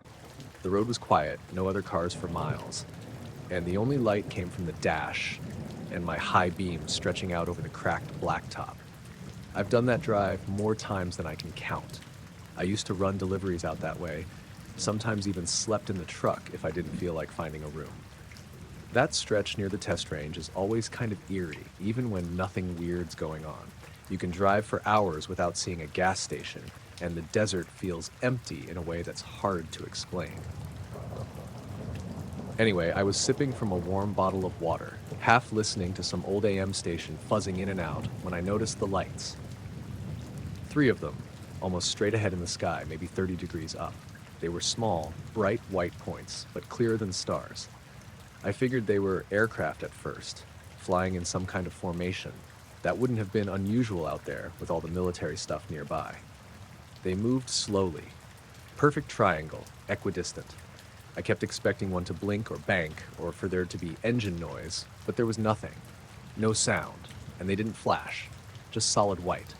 I turned the radio off and cracked the window, trying to hear anything. Wind, jets, rotor blades. But there was nothing except the tires on pavement. The odd thing was how steady they were.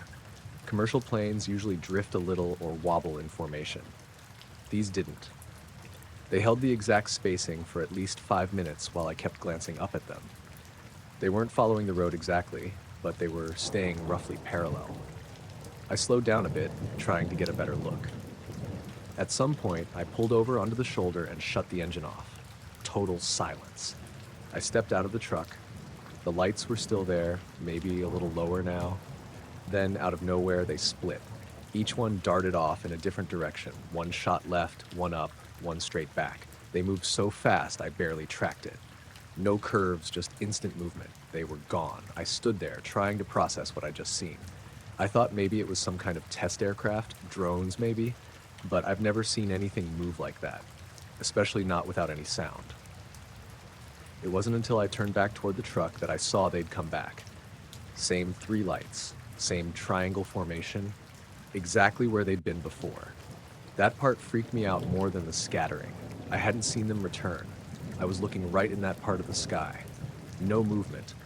They were just suddenly back. I got in the truck, turned the key, and drove.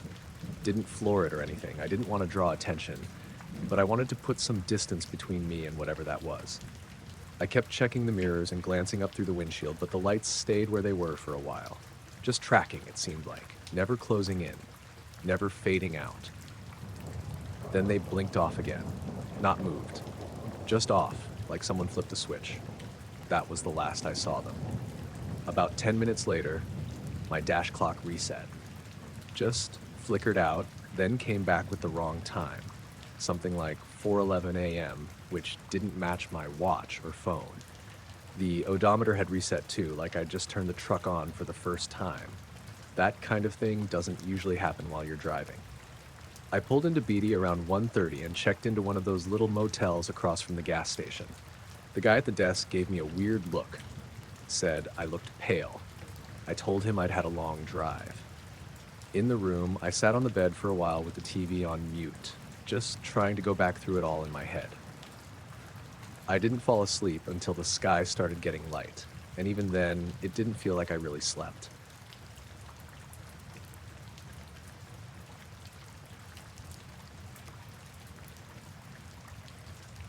I was driving back from a week-long trip through the Mojave Desert trying to clear my head. My name's Eric, and I work in software support. So sitting behind a screen all day means I usually need to get outside now and then. This trip was mostly just me, my old Jeep, and a map, no real plan. Just driving through empty places, staying off the main highways as much as I could. On the last night, I was somewhere near Baker, California, coming back toward the 15.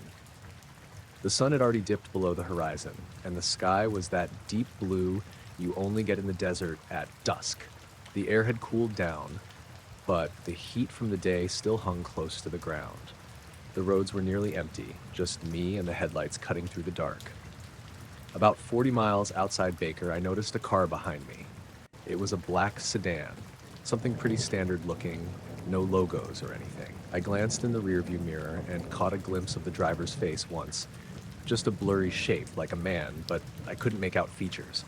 I figured maybe it was coincidence, just someone driving the same way, but I kept getting this uneasy feeling. I sped up, thinking maybe I was imagining things or maybe they'd just pass me, but the car stayed right there, matching my speed perfectly. I slowed down, then sped up again.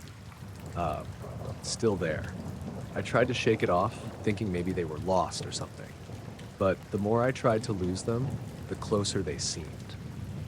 I turned off the highway onto a smaller road leading to a gas station, thinking I'd wait and see if they pulled in too.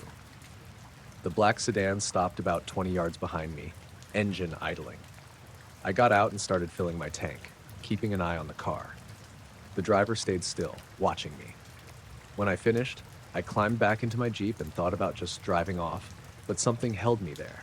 I wasn't sure what, but it was like I couldn't just leave, so I waited. After a minute or two, the passenger window on the black sedan rolled down slowly, making a quiet hiss in the otherwise silent night.